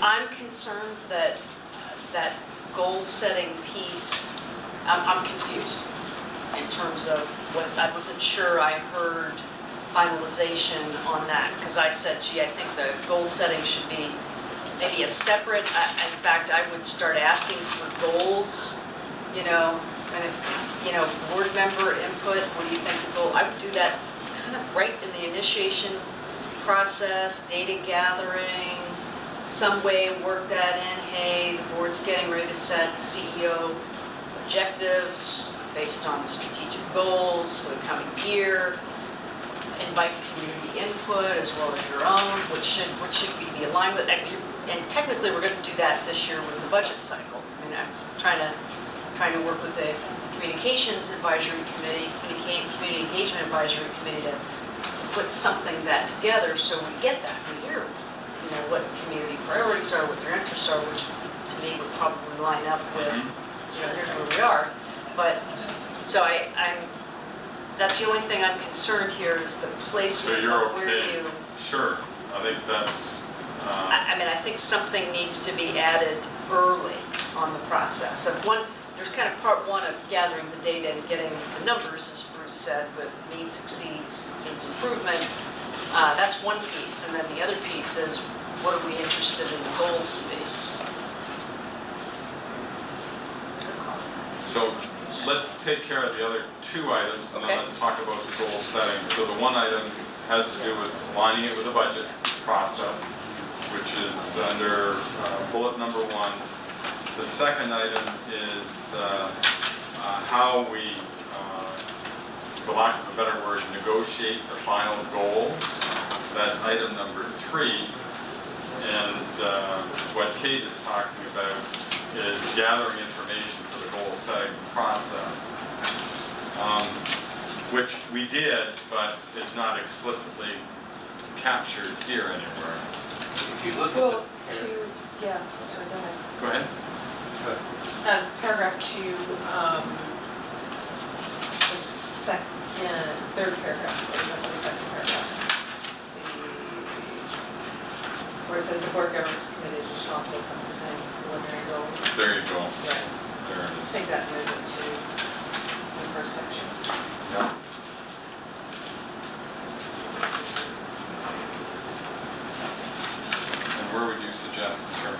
section. In paragraph one, Paragraph during the process, yeah. So Kate, you're suggesting that should be one and have a separate heading, goal setting. I think And then- under gathering is fine. I think I would Initiate. number the paragraphs, because I think that there are a lot of things going in on one. There's A, B, C. I would probably add this, I don't know if But it's that's your D. open paragraph, fine. Yep.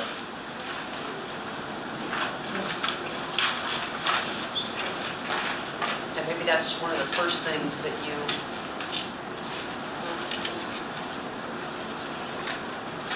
That would be first paragraph under one. but see, you're responsible for presenting preliminary goals.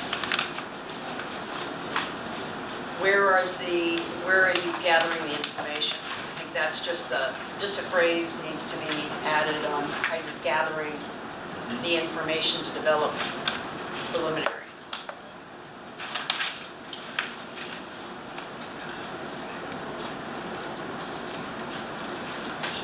Insert the word gathering and presenting.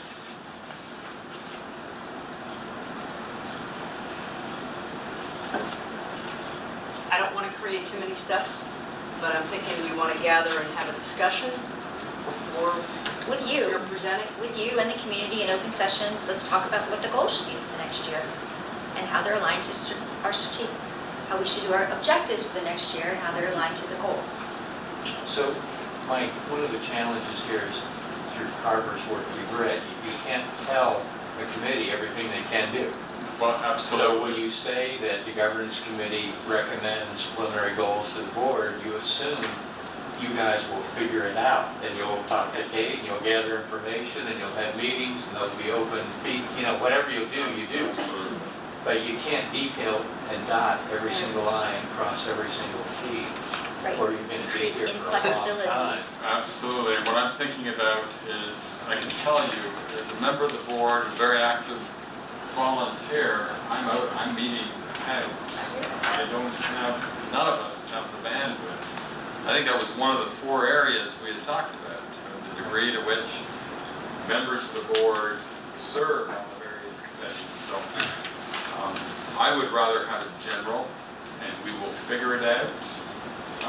And again, this is a journey, it's not a destination. We're going to look at this next year, we're going to make further improvements.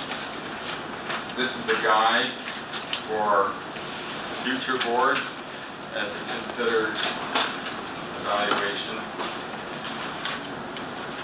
Given it's 10 minutes to 9 and we do still have a couple of items in front, if I could have a motion to approve it with these edits.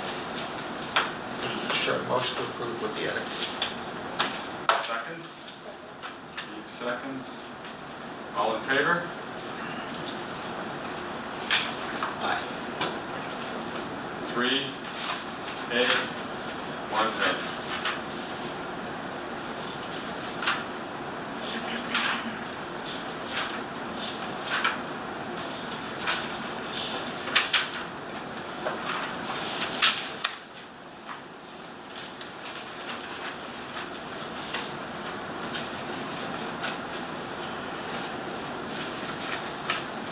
Very good.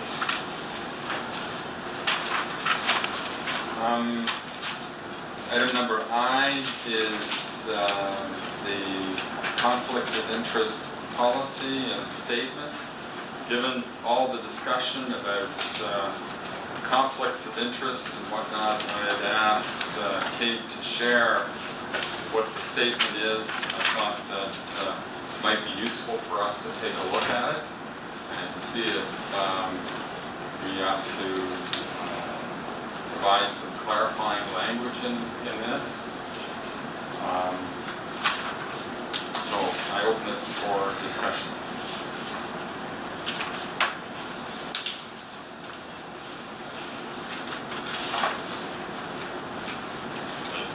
So is this, so I don't know what we're trying to do with this. there were lots of questions about conflicts of interest, and so the first question I asked Kate was, do we have a policy? Oh, Is there a policy that guides us? And in fact, there is. right. And it's pretty specific about some areas, and it's silent about others. Given the time this evening, probably don't have to go into it a lot of depth, but I think absolutely it's worth looking at, and perhaps we can focus our next meeting on this. The other item that has come up frequently is executive sessions, and under what conditions. And Kate, I don't believe we have a statement like this on executive sessions, do we? Is there a policy like this? So bear with me.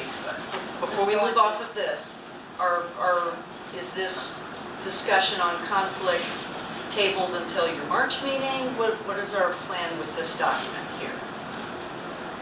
I think that this committee probably needs to read this carefully, and then we could have a discussion at the next Well, meeting. clearly, I mean, some of this has come out as a result of the soccer and the piece that Ed Abbott wrote about a conflict of interest, about my conflict of interest at Lake Ann. And, you know,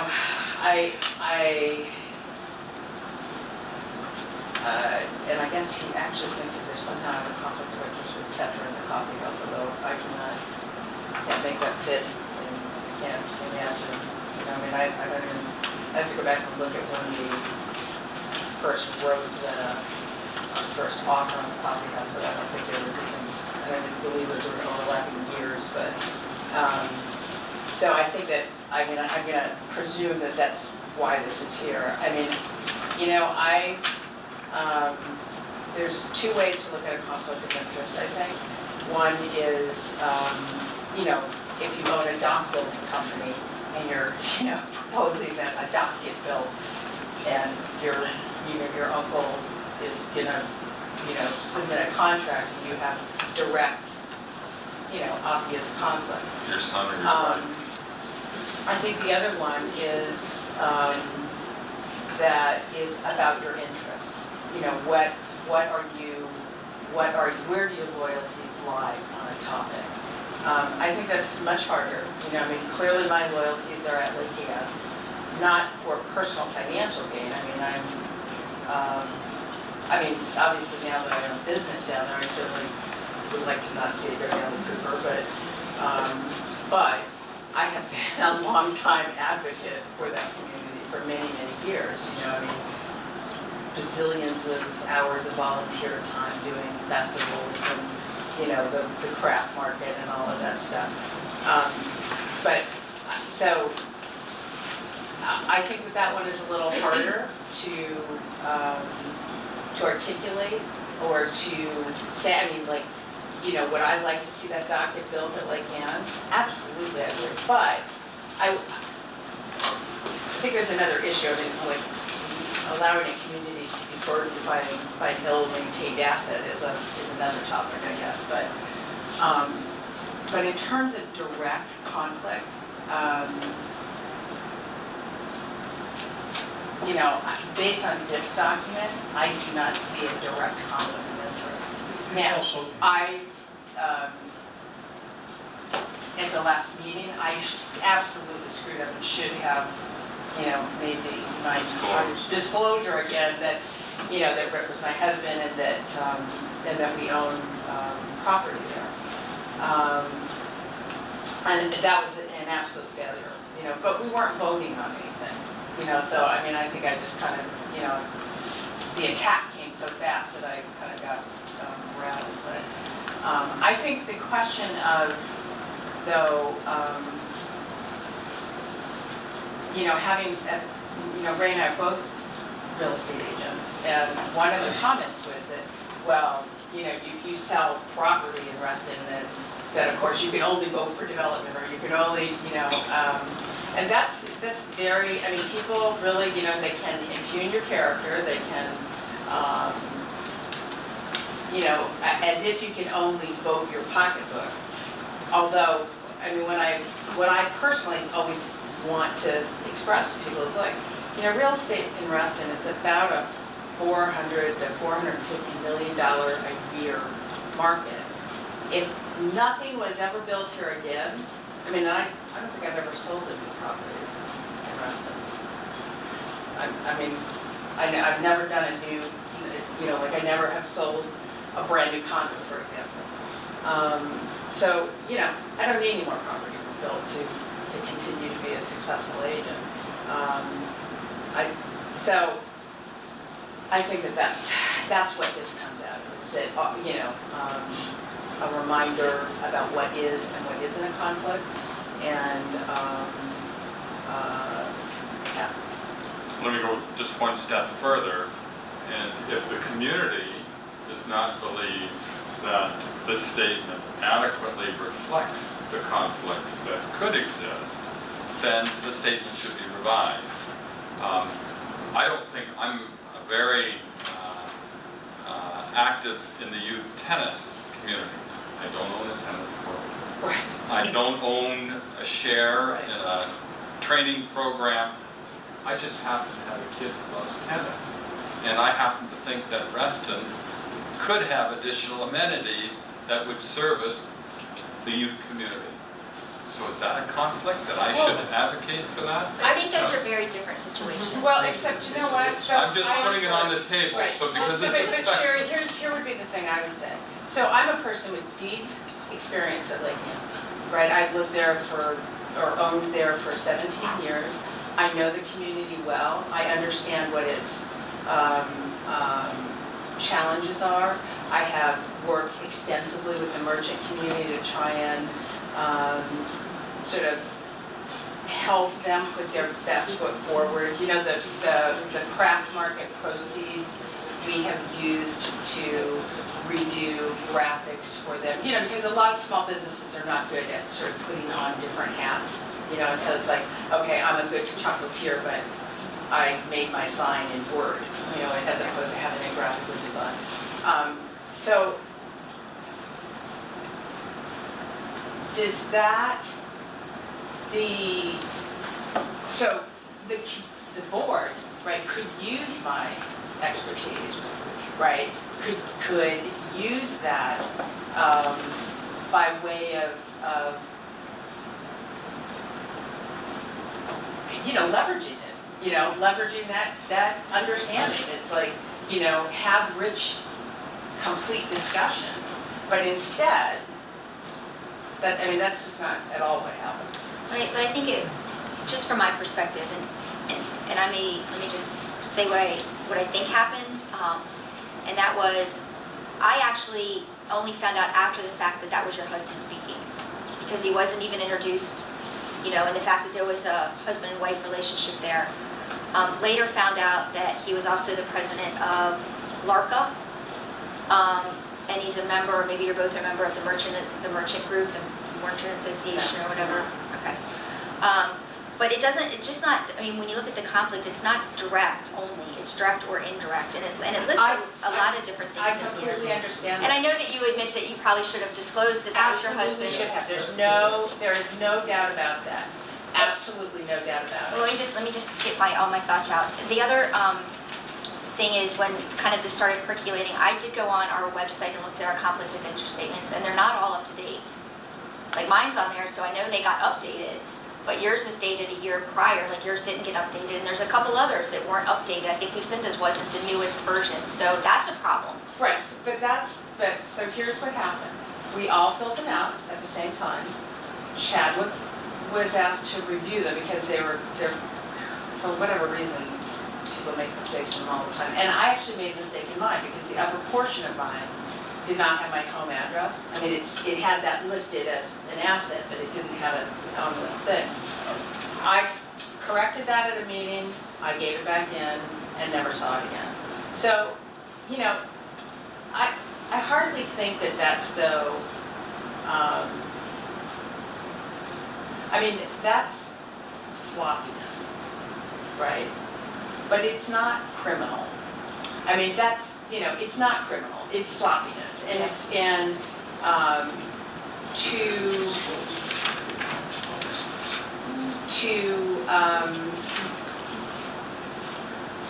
and so it would be great if there was better, deeper understanding of this, because, you know, if you live behind the pony barn, and if that project ever gets completed, do you think it's going to benefit the people who live behind it? Of course it is. You know, But if that person was sitting on the board, they would have to recuse themselves from discussion about Pony Barn and or vote on it because they have a direct or indirect. I don't believe that they Oh, would. I see, we would disagree on what conflict of interest think is. no, this is actually on the board Let me explain how agenda. this is. Right, I mean, There are three pieces of the puzzle, and your policy doesn't really handle two pieces very well. One is you identify upfront what potential conflicts are, and you'll never ever get them all, but and you've done that, you've done a pretty good job of it. Then you identify the process of disclosure, and what you're really arguing about is there any, if you're sloppy or not sloppy. I mean, so the chair should have said, here's a new issue, and she should have said, is there anyone that had, and you should have known to introduce whoever as a relative of someone else, but the real issue is, does the conflict rise to the level of recusal? That's what you're talking about. That's the question. If you don't have conflicts around the board table, you're not a very good board. You ought to all be out in the community and have different things going on. So there's always going to be conflicts. The question is whether it rises to the level of recusal, which means that does your conflict in this interest, does the board believe that it causes you to not be able to be objective, to not be able to fulfill the duty of care, to not be able to put rest and association first over your own special interests? And sometimes the individual will say self-recuse, and sometimes the board has to have this discussion, and then they vote. You vote on whether you think so asked in that way, I would say. And that's where you would have that debate, and you would offer your opinion. But then there would be a vote on recusal. Right, so the only objection I have to that is that my interest, my motivation is about that community thriving. Not so that I can, you know, make $3 selling a cup of coffee. And not so that my condo can, you know, go up in value. I mean, those things only matter if you're going to sell them. I have no intention of selling them. I'm going to live there, you know. And so it's about caring for the community. Eve, I don't think anybody would disagree that you care about Lincoln. There's no doubt, no question. But there's still a conflict in that you would monetarily gain from only if you sell. How do I know? So I'm going to take your word for it that you're not going to sell next week. I mean, you can't do it like that. Okay, so then that would mean that nobody, so that everybody, I mean, it's like nobody can come to the board, right, who has interest. No, you just have to recuse yourself from things that impact that interest. What it means is that you must disclose any conflict. Absolutely, yes, that there's Then the board has a discussion as a group as to whether that conflict rises to the level of recusal. And you have an opportunity to present your case that says, no, I can still maintain my objectivity, I still have the best community in mind. I mean, you make your case great, and you might disagree with her. It's not a punishment. It's not a punishment. No, it's just a discussion. It's just a perception of... But then there's a vote, and the board has the responsibility to vote on recusal. The reason I raised it as the governance committee, the reason I put this policy on this is not to resolve a particular issue today, but to make sure that the documents that guide how we manage our deliberations reflect the process.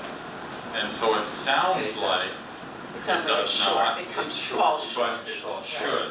And that's why I also raised the executive, we should talk about a policy around executive sessions so that it's clear. That's state law. I'm sorry?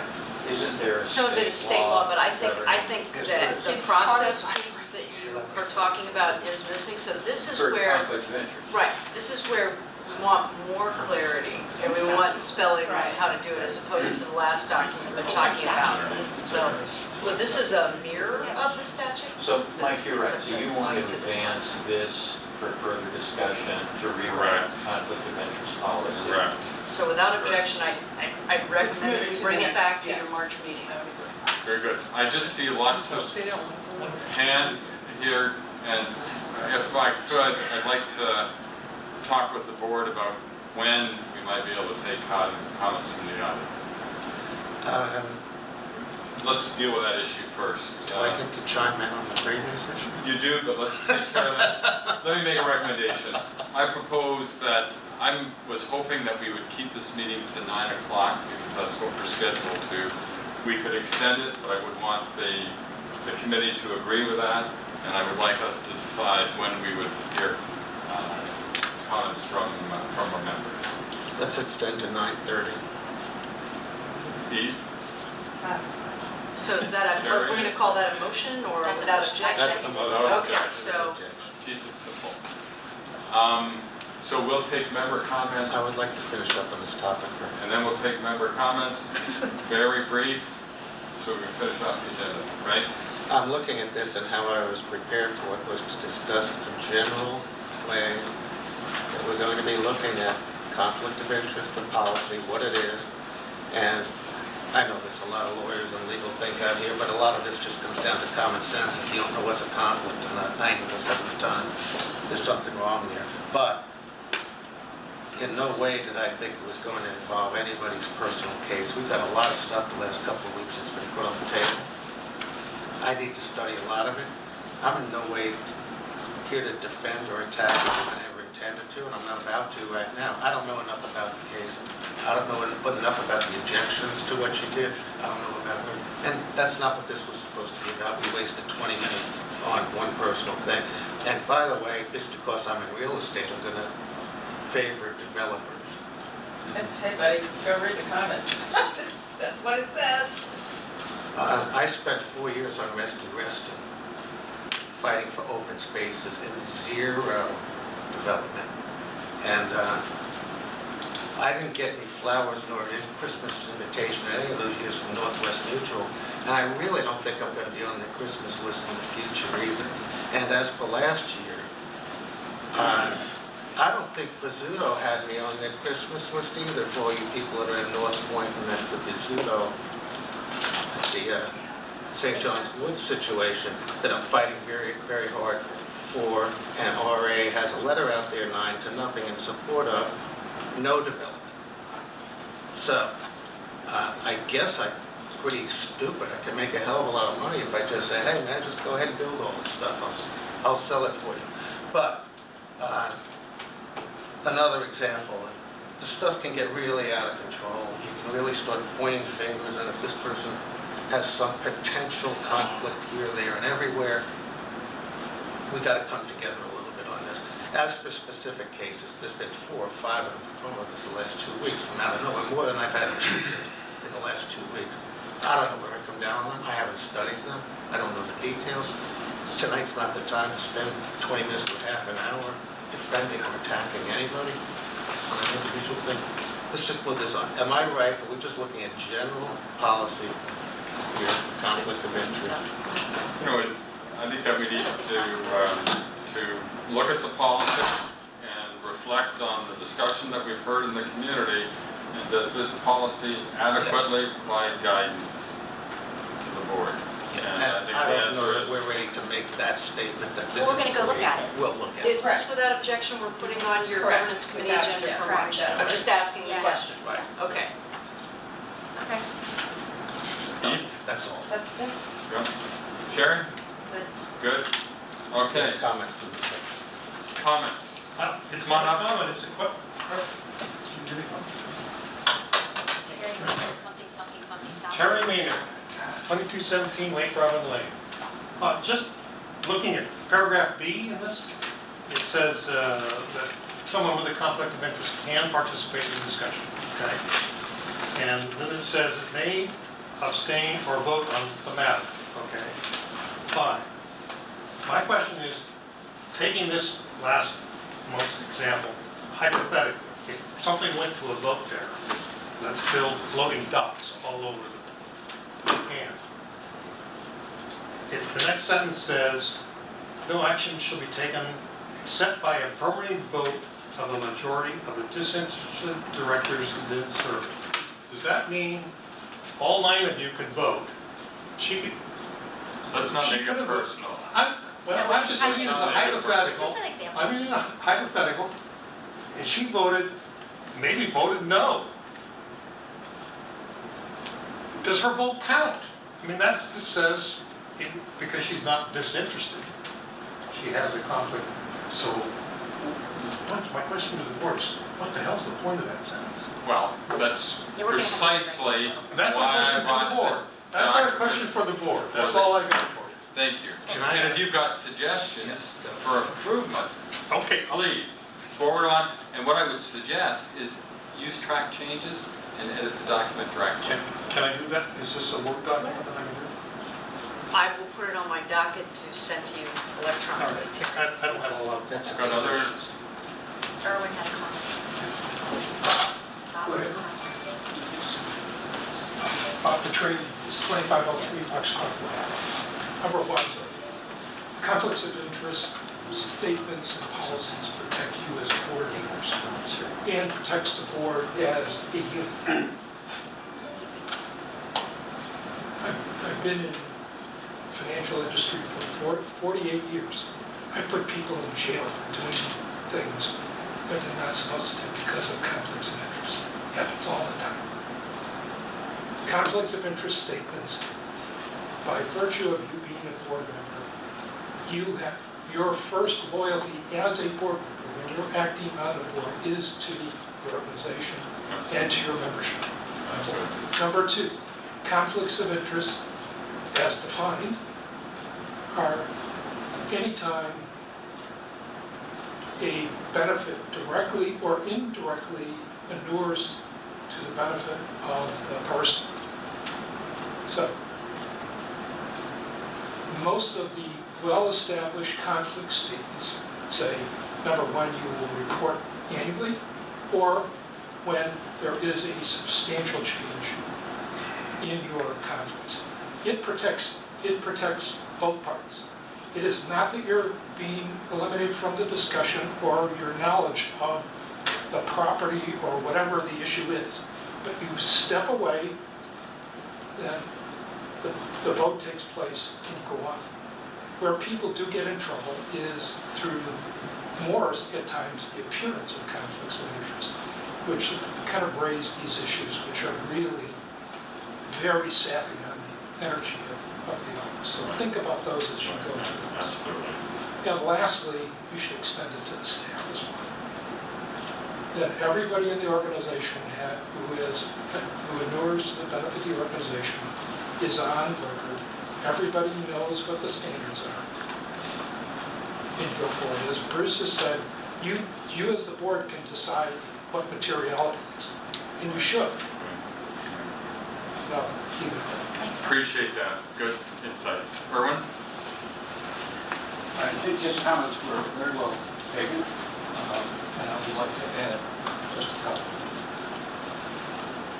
It is absolutely important that disclosure of conflicts be made up front and immediately as they occur. What does that mean?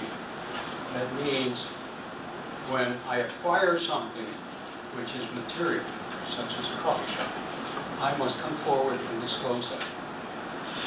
I must disclose it annually, and I must disclose it when it occurs. You might even be required to disclose it when you have an agreement of purchase and sale before you close, but when you have that agreement, because now you have an interest to defend. Whether that interest becomes material or not, based on the particular conversation at hand, is something that has to happen and be determined at that time. But the disclosure of what could potentially cause a conflict is very essential. It goes to the very basis of whether or not you can have informed discussions. And without those informed discussions, you have a serious problem. And so it is essential that the conflict be disclosed. It is so essential that some agencies, which have regulatory authority, require disclosure of certain things even though they will be approved or could be approved. And the failure to disclose results in severe penalties. Why? Because you have not disclosed. And it impedes the agency's ability to regulate. And so here, the same thing is true. It is absolutely essential.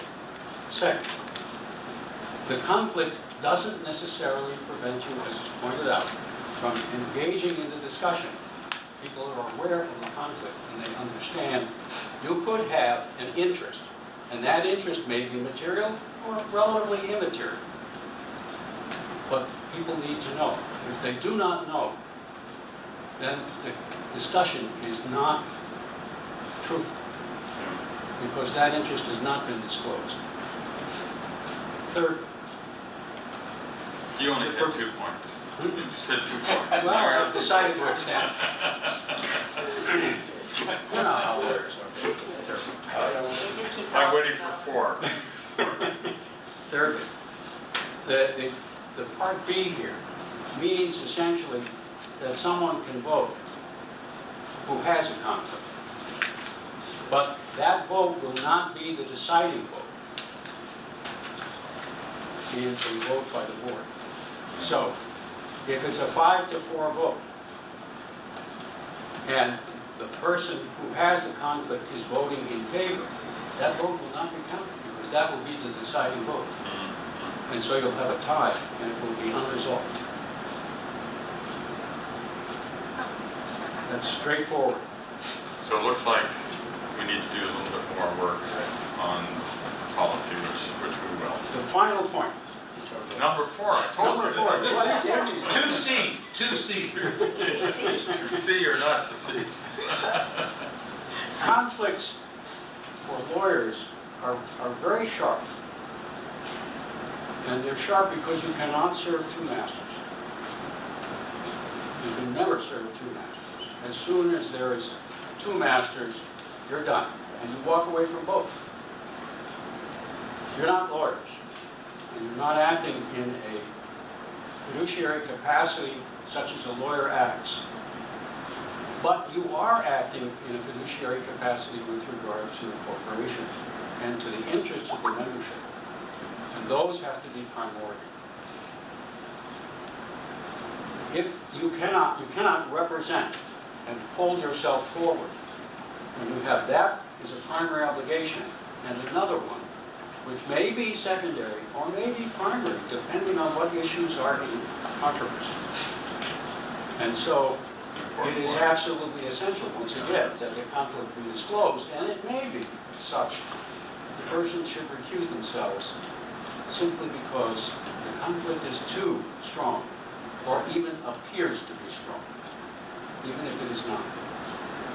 It doesn't mean that you can't speak about it, but it may mean that you shouldn't vote, even though there's this provision. Because appearances, as we have seen, are very important. And they are more important, it is more important. I've forgotten what the phrase is about Caesar's wife. It is not only important for Caesar's wife to be pure and chaste, but to appear so. And so Just one too quick for the one. members of the board. Just one quick One one. up, It's too late for that. All right.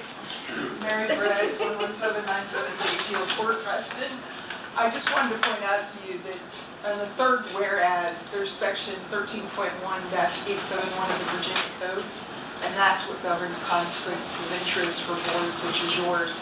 And you can't opt in and opt out and make up your own regulations that deviate from that. So I just wanted to call that to your attention, because some of the suggestions that have been made are going to be contradictory to the statute, and we can't do that. So that's what we'll go look at. And then the other thing I wanted to point out is that it's the sense of impropriety rests in the beholder, or not you. So if somebody else thinks that you're involved in a conflict of interest, that's the problem. And I also am like really concerned about the statement that you have zero net worth until you sell things. and then you have a conflict of interest, that's problematic. So I would encourage everybody to read the statute. Thank you. So we'll bring back the statements next time around, and would urge you and anybody in the community that has suggestions for this that we might consider to bring them forward. Item J. Kate? So, based on a conversation that the board had at its January meeting, there was a concern about meeting minutes. And we needed to discuss kind of what our current policy is here and make some kind of recommendation as to whether to change this or what is our policy for meeting minutes. So this is the current policy, and if you wanted any history as to how we got to where we were on this policy, I know that there were questions as to what should and shouldn't be in the minutes, and several years back, prior actually to 2006, we went from kind of who said what to action-oriented minutes, and there was a lot of discussion at the board level of what should be in sets of minutes, and so our minutes are action-oriented now, and we're blessed with board meetings at least. We're beginning to do it more and more now for other meetings, for recording, so you can supplement the two. And so you've got action with no video cameras. It's okay, what was the action taken? You've got action and where we can with board, well, most all of our board meetings, except very few, are recorded. And then you've got the court reporter version, because there's really no version in between. My experience over time, long time ago, it was interesting to see revisionist history, because when people kind of saw what they said in writing, they were like, well, I didn't really mean to say that. Right. And they go back during a meeting and change it. So I think if this resolution needs to be clearer, I mean, there was definite concern at the last board meeting. You all spent a lot of time talking about minutes and whatever might have been missing from it. And of course, Sabrina and I were not present during either of those two meetings that you were discussing. And neither of those meetings happened to be recorded. So I think that the particular case, there was an oddity in that there was a presumption that meeting would be held in executive session, and so we didn't put, so no recording was done. And then when it was decided, no, there was no particular need to do all of it in executive sessions. But the question think came that up it as has to to be action-oriented, because the revisionist history thing is a big problem. I just need direction, because the implications, there could be monetary implications involved. Yeah. For a word for word, assessment. So I just need to know what I need to do. So I think for the board meeting, when we have it's recorded, I think that's a nice supplement and action, just the actions and decisions work.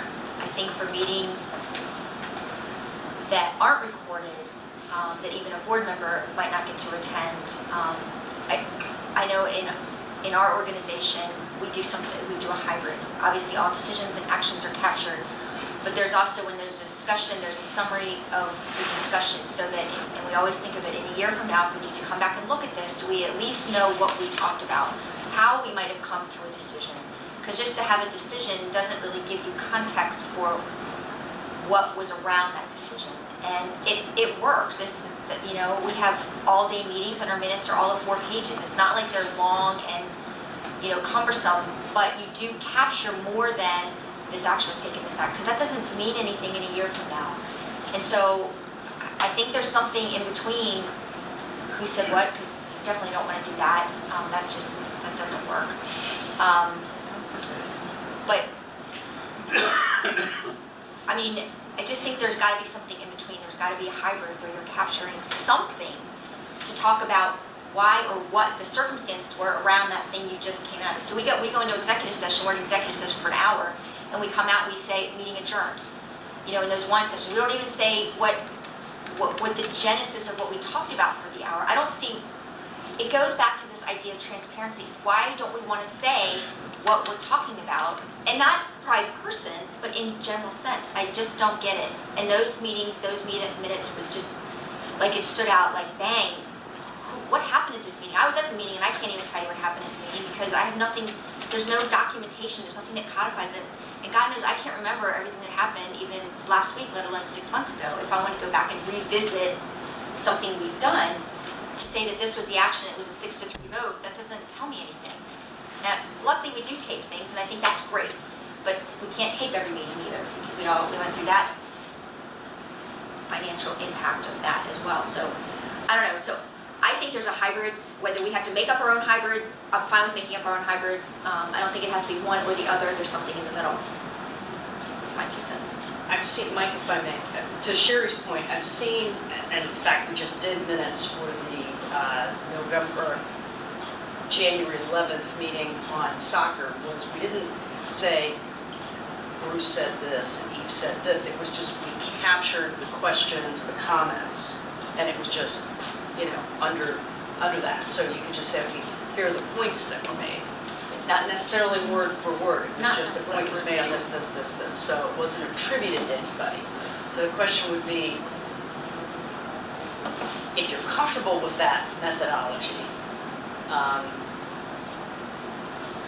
in addition to the, I mean, I'm just posing, I mean, if it's not going to be recorded, I'm trying to find a way to be as efficient and effective as possible, having the information so people can go back and take a look at it with the, either with the action notes, or if you don't have a camera, saying, okay, we know we're going to have to capture a sense of it, so that, I mean, because you can match up minutes with a recording easily, right? But if you don't, in the absence of a recording, then you have to capture the sense. So I'm trying to figure a way to do it, because if I were to say to my team, because I think whatever you do at the board level, you then have to do at all of the committee level too, right? Including this, whatever committee it is, it should apply to all. Could apply selectively. I don't think that would be fair. I don't think you can select it. Yeah, I'm just remembering. That's my opinion, it should be treated equally, but. Early, Ray, when you first come on the board, when you review the minutes, we're really surprised they didn't contain comments. And I think later, when you did make comments, you often would then supply your written notes so that they could be included. I mean, I just think that it is hard to, I think it's very difficult to capture what's been said. And it's even hard to capture. Accurate. It's even, sorry, my knees going up. I think it's even hard to capture sentiment. You know, I mean, because it is so perspective-based. I think that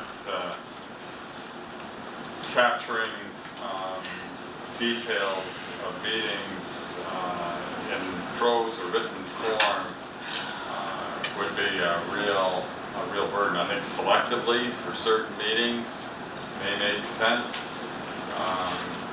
but to make it apply across all the committees, I'm just thinking about the EAC that I'm active in, and my goodness, that's a lot of work. And I'm not sure what the upside benefit is. I think if it's a critical issue and it's important, then of course. Well, I mean, it might be good to make sure that people are aware that the way the minutes are captured, and that they know that if they have comments that they want included, that they need to bring them, you know, as written documents that can be included then in the minutes. I mean, but I think that it's really hard to, I mean, because it is so subjective, you know, like what you are hearing. I'm thinking about the time. we're past the 9:30. We could go on a little bit longer. I'd suggest that we bring this back after we reflect a little bit. Okay, 1 minute, I'm gonna time you. Sorry. This whole thing with minutes, it's been raised by many people over the last few months, and it, for whatever reason, we need to change it. There needs to be more accuracy, more thoroughness. I like all the things that Sherry was saying, but when you have a human being that's responsible for all this, and that's our sole way of communicating or expressing what was said and done, it's so open to editorial bias. Exactly. Did they hear it accurately? How can you stay so alert for 4 or 5 hours in some of these meetings? Anybody here who says they don't get bored from time to time is lying. Well, intent, like. No question about it. Yeah. It's 2017. There's more ways to record than what we have here. We should record every meeting, except for executive sessions. There's no reason not to. So that at least if there is a debate over what was said, a disagreement over something, it's there. We can see it, we can hear it. There's no reason not to do that. It's a So I suggest that we come back to it. There's a budgetary issue there. very inexpensive. Put your phone up here and record this one. And I think it's maybe less important. I think it's most important for the board committees, like this committee, the BOC. I'm not sure we need to record a community engagement meeting, or maybe even the EAC, because you guys take your own notes and stuff. But I think for some of our committee meetings where it's us, they probably should be recorded. And then you take the minutes, things out of the picture. It's just so easy to do it. There's no downside. Why don't we just record everything? I could stick Well, my yeah, phone I in mean- here and put it bang, record, and we have something. I think it's hard to follow. I actually find it very difficult to follow only. The sound. I mean, unless it's NPR, I have a little hard time. I think too, we have to think about retention Exactly. and all of that. So it's if we're going to do it, we're going to want to make sure it's publicly available. I've got to have the right repository for that. There's a lot of cloud-based stuff that we can do. But I just need direction, because I don't want to see you guys wasting time talking about minutes. If you've got a particular thing that you want, let me know so I can get it worked into the process. That's all. Next meeting. More to come next meeting, or more Oh, to come I'm next thinking meeting? date next meeting. Is this going to be on the next meeting agenda? It's straight. I Okay. don't approve the resolution. Okay, so without objection, you want me to include it on the March agenda? Is that what you'd like me to do? I want to be very clear. Yes. Do you want me to include this item on the next BGC meeting agenda? I'm going to defer to Sherry and Ray to raise this. Well, I don't think it's resolved, so. It's not resolved. It doesn't take much time to resolve it. Without objection, I'm going to put it on. We'll say next meeting, Mike. Yeah, date for next meeting. So, Well, right now it's 14th, right? March. I apologize. Yeah. Sorry. I cannot attend on the 14th. That doesn't mean you can't do it without me. It's not the same meeting for everyone. Yeah. I can do Monday. Much Why don't we do the 13th? Yeah. Do you have some school paper? Thank you all for coming. So next Thank you meeting, guys, bye. next meeting date for the BGC is March 13th. Can we do the 13th? Does the 13th? Stay the whole time. March 13th? Yeah. You needed that in about an hour ago. So funny, I was missing all these meetings.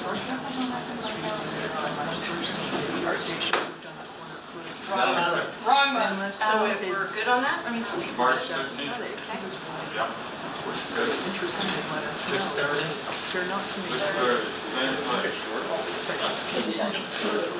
Same time. No, I know why I'm hearing.